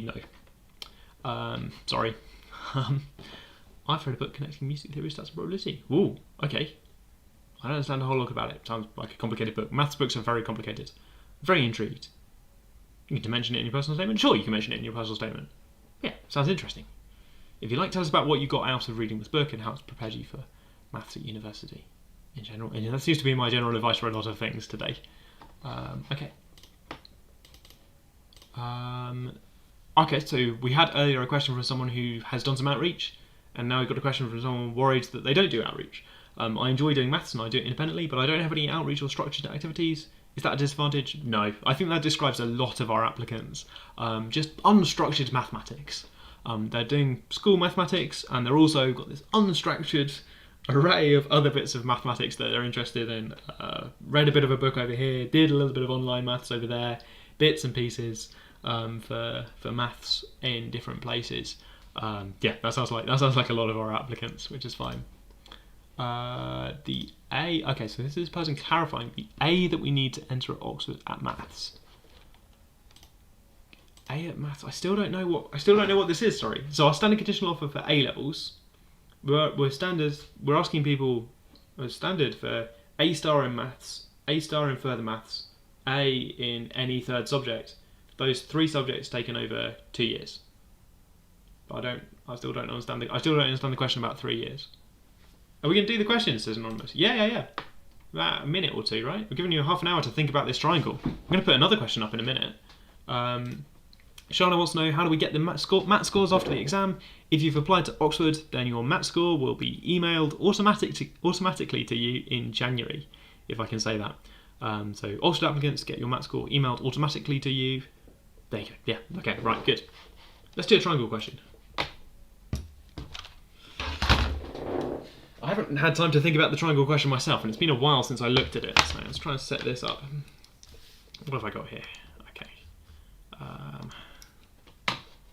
Pen, let's have a decent colour. Oh, I should really have set this up before I started live streaming, you know, like preparation or something like that. What do people say? Preparing to fail is fail. Anyway, never mind. Right, okay. So this is a question about a triangle that I'm interested in. I'm a big fan of triangles in general, I think. So the triangle is ABC, and it has the following side lengths: 3, 5, and 7. Okay. Find the angle ABC. That's this angle here. So I think someone said in chat earlier, like they do in my Thursday live streams, I think they said they used the cosine rule to write down something like, what does the cosine rule say? It says opposite squared. A squared is b squared plus c squared minus 2bc cos, let's call it theta or something. Okay, so let's try and do this maths. I've got 49 over here. 49, I'm going to get a negative number probably. Yeah, this picture is not going to be good. This is not an accurate picture, right? Oh well. 49, take away 9 is 40, take away 25 is 15. Should really have thought about this question before I started trying to do it. So cos theta is minus 1/2. Now, tricky question. Let's think about a cos graph. Not a super tricky question, but hard for me. What's inverse cos of minus 1/2? There's going to be something over here. If I draw this triangle, so one adjacent opposite triangle, 60 degrees in there, I think theta is maybe 120 degrees. Again, not a very good picture of what this triangle looks like. 120 degrees, famously bigger than 90 degrees, so I suppose it's more like, what's 120 degrees look like? It's the angle in a hexagon, isn't it? Like that, I guess. And that's the angle at B, so I should draw that with a 5, a 3, and a 7, like that, I suppose. Okay, I quite like this triangle because it's got a nice angle in it, and it's got integer sides to it. It's a little bit like the 3, 4, 5 triangle. That's very famous, of course, because it's got a right angle in it.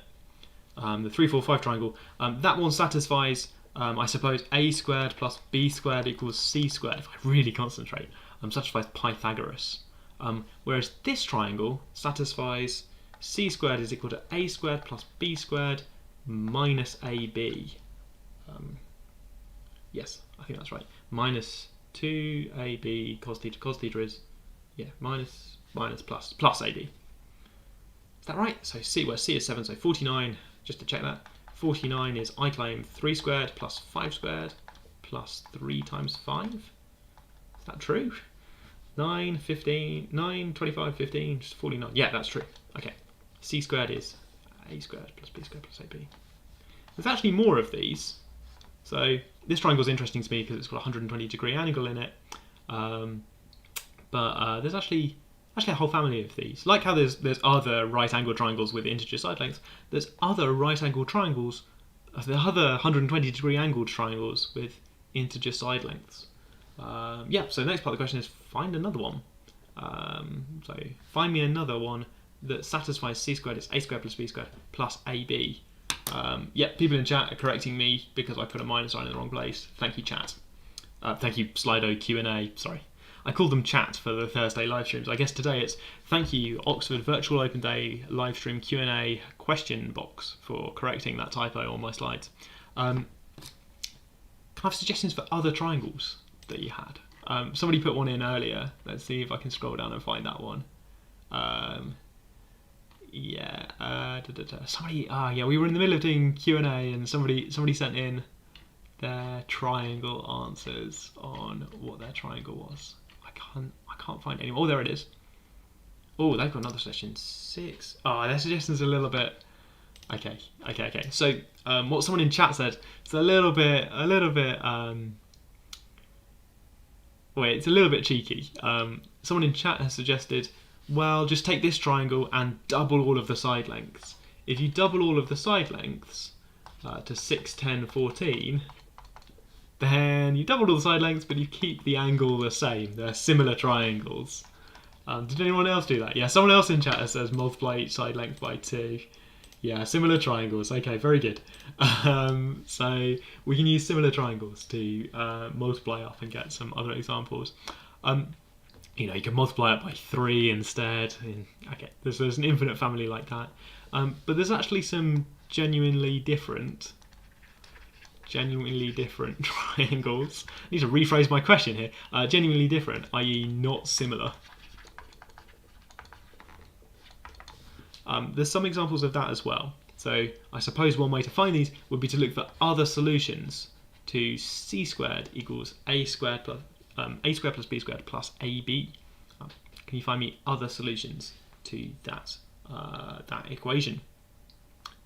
Okay, so that's a challenge perhaps, and nobody's told me anything in the comments, and I don't really want to spoil this question. I'll give you a clue. I started looking for, there are other solutions with small integers. I think there is a systematic way to generate these. If you want to find a systematic way to generate these, you can have a look at the Wikipedia page for Eisenstein triples, which is what these are. Yeah, it's sort of fun to look for small examples. Oh, Darius in chat has got one, possibly. Darius, I'm going to check your answer. It is not going through. How do I get your... Okay, Slido's broken on me, but that's fine. Darius in chat has suggested 7, 8, 13 might work. So 7, 8, 13 might work. The way I'm going to check this is I'm going to check whether 13 squared is equal to 7 squared plus 8 squared plus 7 times 8, which is a calculation I'm now going to attempt to do live on a stream. So 13 squared is 169, 7 squared is 49, 8 squared is 64, 7 times 8 is 56, 110, 120, 169. Yes, and it is genuinely different, right?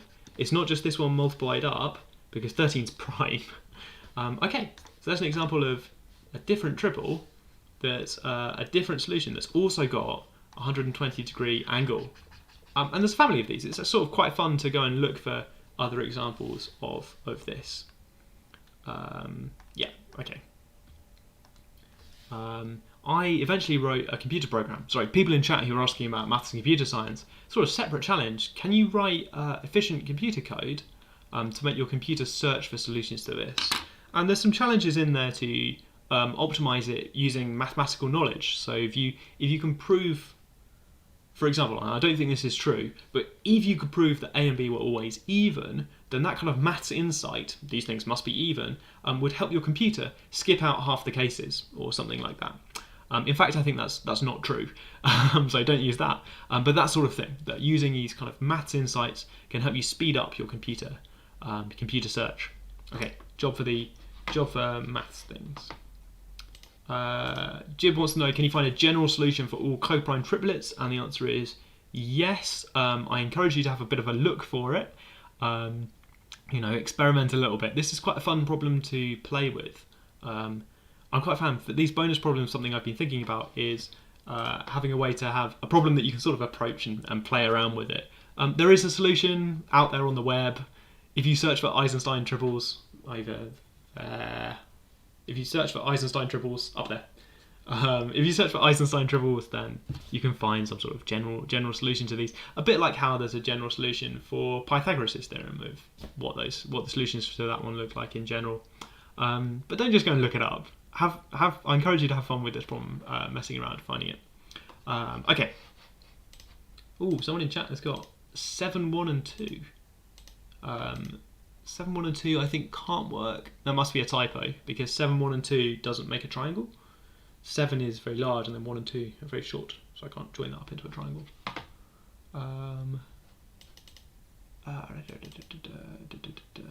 Right, okay. Couple of Q&As. Let's move this question. So, extension part of this question.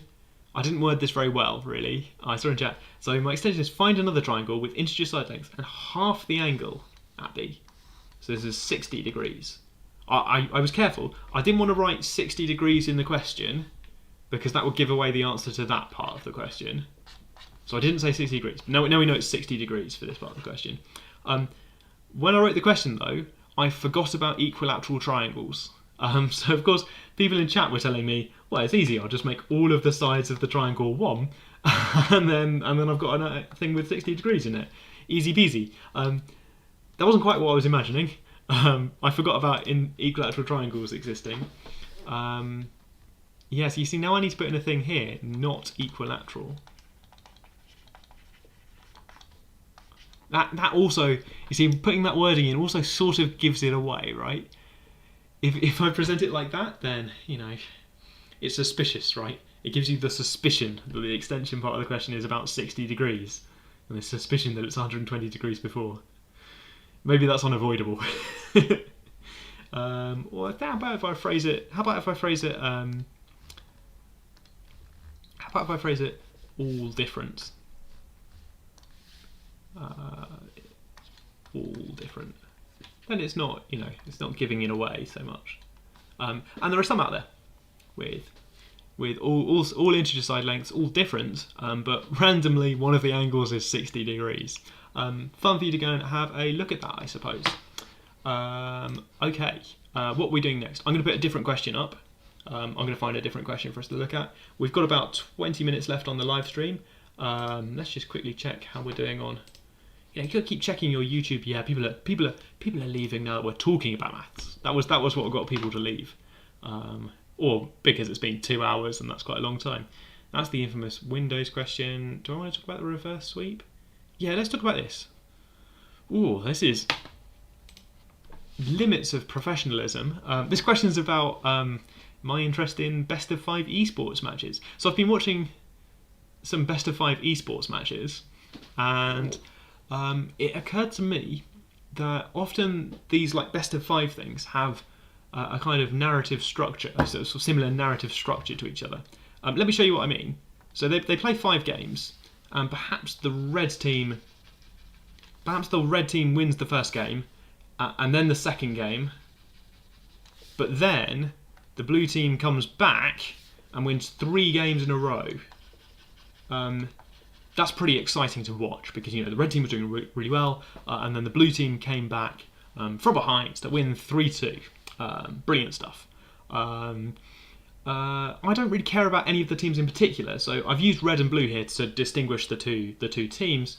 But I kind of consider, if it had been the case that the blue team won 2 matches and then the red team came back and won 3, I'd kind of consider that to be kind of the same narrative arc. So this is kind of like the same narrative.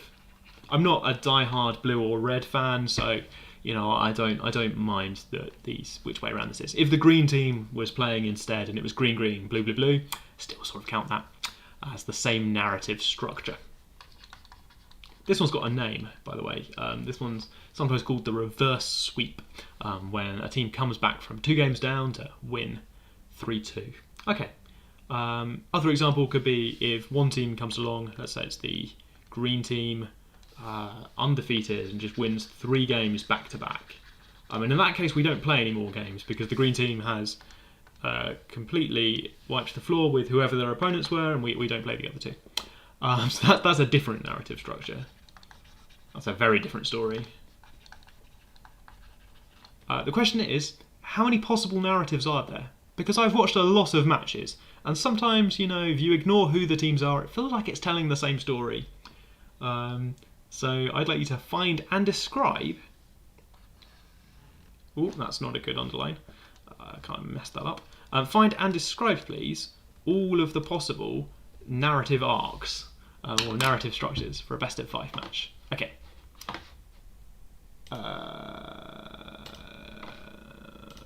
Yeah, okay, so... And just having a quick look. So it's harder than you think, because someone in chat has said they're going to use, for the 60 degrees question, that they're going to use the 30, 60, 90 question.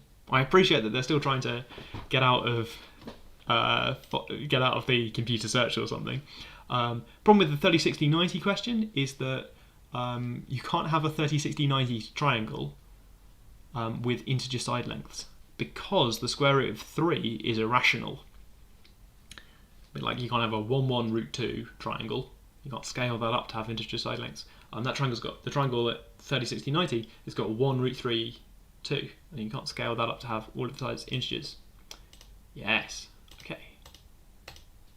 Right, and I've got a couple of admissions questions that I'll just read out because we've got through them a bit. It's been good, but yeah, I've got 2 more. So, if I meet the requirements, it's the American again. Hi, one of the Americans. We agreed there are multiple Americans. 300 million of you, I think. If I meet the requirements for meeting an offer, SAT and the SAT 2 AP requirement, but I still have important tests to take that I'm yet to get scores, where I still need to get 5s in those subjects. So I think if you've already done 3 SAT level 2 or AP subjects, then I think it's unlikely that we'd ask you to do to get scores in any more. There's an exception though, really, I think, because Calculus BC is very important. We'd really like you to get a 5 in Calculus BC. So if you haven't finished Calculus BC yet, and I imagine that we'd really like you to get a 5 in that. I imagine that's not the hardest thing in the world either. If you're really good at maths and we're going to make you an offer for Oxford, then probably I think you can get a 5 in Calculus BC. So short answer, yeah, I reckon we're probably, if we make you an offer, probably going to ask you to get a 5 in Calculus BC. Maybe not AP Computer Science, unless you need it to get up to 3 5s in APs, but it doesn't sound like you do. Yeah, but my guess would be, we can't promise what your offer would be, but my assumption would be that we'd want to see that grade in Calculus BC. Yep, okay. Shana, most students get shortlisted in November. Students get shortlisted in November. Yes, that's true. I'll only get my math score after that. Sad face. True, yes. We've got your math score. We marked it.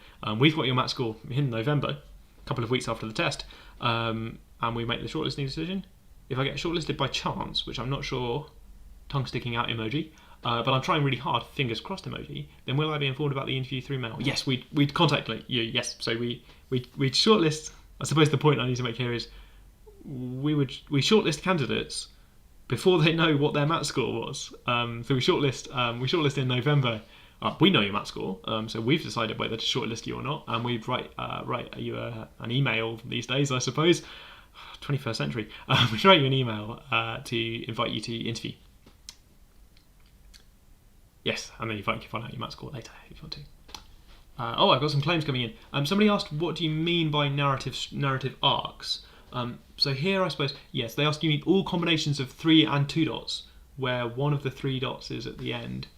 I suppose I mean, it doesn't have to be 3 and 2, right?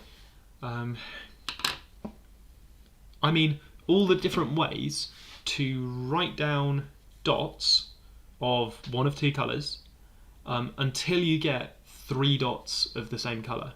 So I think you're right that one of the 3 dots is going to be at the end, because the best of 5 match, always stops when somebody wins their 3rd game. So you're right, one of the 3 dots is going to be at the end. The other team might have won 2 games, or they might have won none. They might be terrible.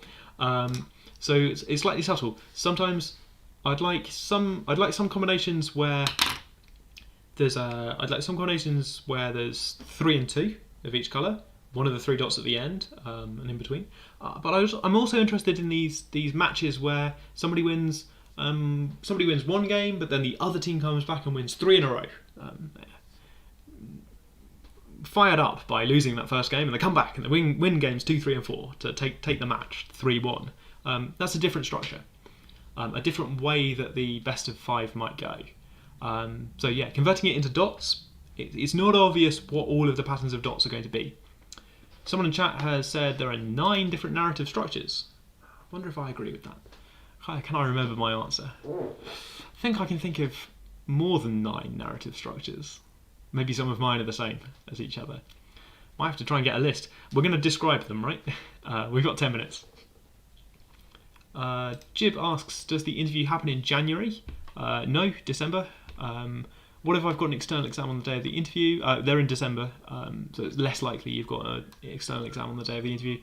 I suppose if you had some immovable commitment that meant you couldn't do the interview, we might try and reschedule the interview. Darius has put... Darius, I can't approve your previous comment with the 7813 thing that I read on stream. I'm trying to click approve, and every time I click approve, it's not coming through. I'm going to try rejecting it and then approving it afterwards. Nope. Cannot get that to work. I'm going to remove that because it's in my archive. Sorry about that. There's no record on the chat, but Darius was the first person to say 7813. Okay, so someone said 9, and then someone said 1, 2, 3, 4, 5, 6, 7, 8, 9, 10. Okay, so someone said 9, and then someone said 10, and now someone said 11. So you're kind of disagreeing with each other, so I think that's interesting. Sweep, reverse sweep. Oh, someone's come up with names. Neck and neck. Oh, I come up with neck. Thwarted reverse sweep. This is great. An anonymous person in chat. This is worth having a look at. An anonymous person in chat has tried to come up with names for all of the things that might happen. Thwarted reverse sweep being my favourite one. I think there's a couple more though. So you're missing the 3-1, the ones where somebody goes 3 and 1. And I think possibly one of the 3 and 2 possibilities. Somebody said 40. Oh, someone said 15. Okay, right. So this feels like an auction now. The first person to come in said 9. Someone said 10. Then someone said 11.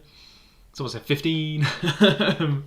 For possible narrative structures. This feels like a nice way to finish this live stream as well. Just doing a unrelated maths question. I should really stress, in case I didn't say this. This is not math. I'm going to add some more qualifiers. This is not an interview question. And this is not university maths topic. Really? I guess it's sort of combinatorics. Sort of combinatorics. Maybe I'm doing it this problem a disservice by calling it not university mathematics. It's sort of combinatorics. We'll allow it as being almost related to something you might learn at university. I do this for the live streams. Oh, someone's gone 14. Adam says, sorry, just finished school. Yeah, hi Adam. Did this change into a math live stream? About 3 o'clock, people voted to do more maths. If you're watching the replay, then scroll to about the halfway point, and we put a triangle question on the screen. For the last about 20 minutes or something, we've just been talking about maths instead. I think we've answered all of the admissions questions that people might want. 16 says someone in chat. Do I hear 17? Yeah, okay, so an anonymous person says, what if a team wins 2 in a row and then the other one wins 2 in a row? That's not... So the comment that I love, which is with all the descriptions in, so I think it's not in there. Is it in Darius's list of... Yeah, so Darius has got some options where somebody goes red, red, blue, blue. I think one of Darius's options is blue, blue, red, red, red for the reverse sweep. And blue, blue, red, red, blue. Oh, that's the thwarted reverse sweep. Oh, I love this. Giving them names is a great idea. Cool. And someone's asked a very specific admissions question. Yeah, what if somebody wins 2 and then the other one wins 2? So that's a bit like this. What you've described in chat. But there's other things that might happen as well. Right, okay. We're going to spend about 5 minutes talking about this question in a moment. I'm just going to answer one last admissions question, but it's quite personal, so I'm going to type your answer. If you just ask me about 94% in 12, then I'm going to type your reply. I'm also, for everyone else, I'm going to mute my microphone while I type, because it's such a loud keyboard.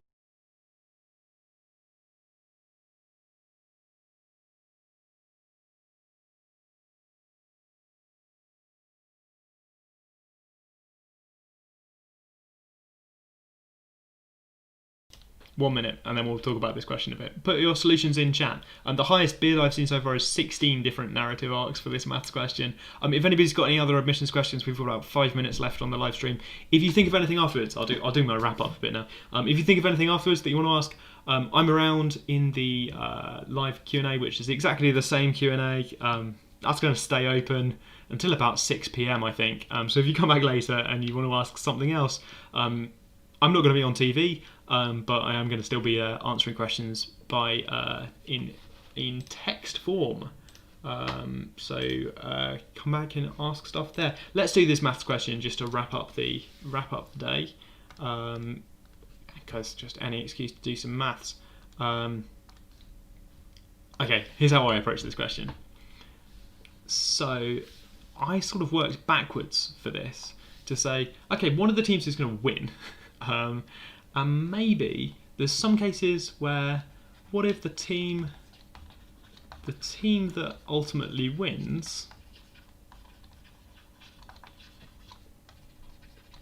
won/didn't win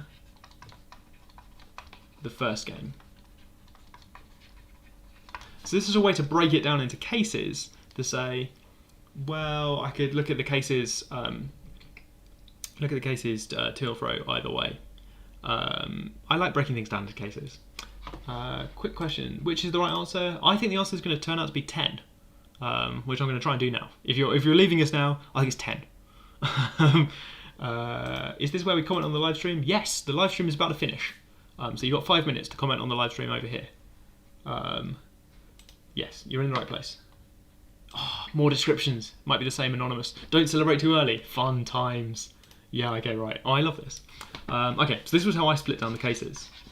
What about where the team that ultimately wins either wins or doesn't win the very first game? So maybe they win the first game. In fact, let's talk about if they didn't win the first game. You know, the other team won the first game, and we've got to come back and win 3 more games at some point. 3 more games. So maybe it's this. Maybe we did that straight away, or maybe the circle team won. Maybe this circle team, or maybe 3-2. Maybe 3-2. There's some possibilities here. Maybe they won their games together, or they won their games. So we said they didn't win the first one. The team that ultimately won didn't win the first one. Perhaps this is my case 1. Case 2 is going to be wins. Maybe they stomped 3-1, or maybe it's 3-2, or maybe 3-2 like this, where you get a win in and then you get the other 2 later, or maybe you get 2 wins in and then the team draws level, but then we win the 3rd one. Okay, I think those are all the possibilities. It can't be the case that we move this white dot 1 step right again, because then we wouldn't play the 5th game, because we'd have won 3 games in the middle here. Okay, so those are some possibilities if the team that ultimately wins didn't win the first game. Okay, what about if they did win the first game? Okay, in that case, if they did win the first game, well, maybe they won all of the games. So inside this case, I'm going to split down into cases. Or maybe the other team won 1 game, in which case we said it's not the first one, but maybe they won here and then lost a couple, or maybe they won after 2 but then lost this one. Can't be the case that they waited until 3, because if that team won 3 games, then it's over. Or maybe it went 3-2 with 2 white dots. Now there's going to be a couple of these over here.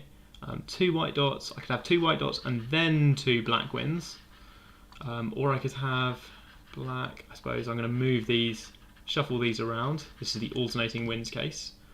Or I could have black. I suppose in this case down here, I know that the black dots, they win the first game, and I think they also have to win the last game, because they win overall, and there's 5 games. So we could have this, or we could have this, like this. Okay, so those are my different narrative arcs. You can swap the colours, but that's the same narrative arc. So my final answer is 10 for how many narrative arcs there are, counting the ones on the board. We can come up with names for them if you like. Okay, Yeah, less than 16, so no one's going to bid 17. Fun times. Right, okay. Very quickly naming these from chat. I'm going to use the ones from the anonymous comment. Sweep is, I think, this one, where somebody just wins. Sweep. Reverse sweep is this one. Reverse sweep.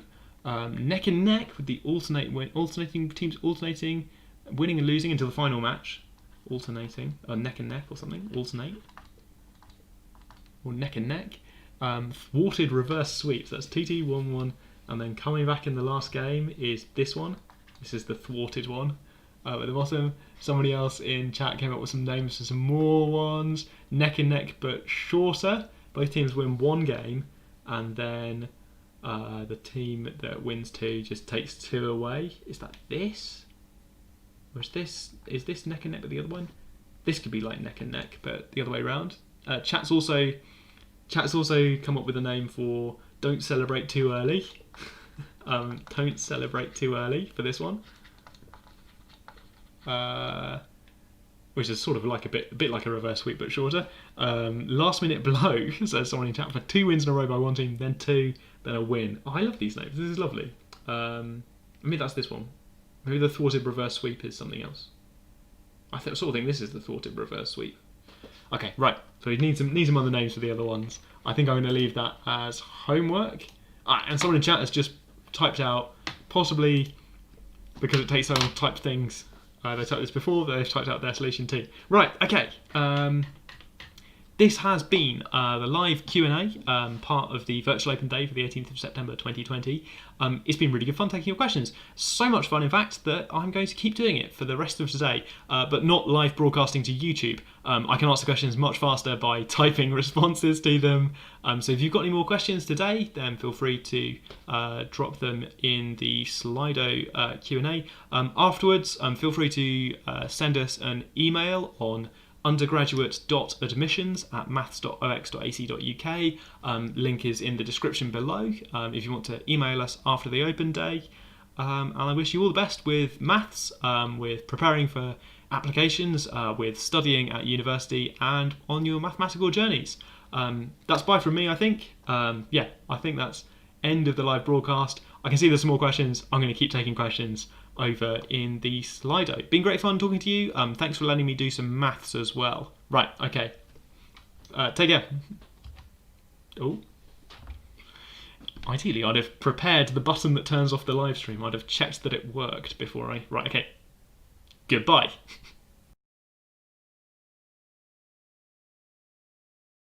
No, I'm not going to be right back. That's not the right screen. Oh, okay, right. Never mind. Goodbye.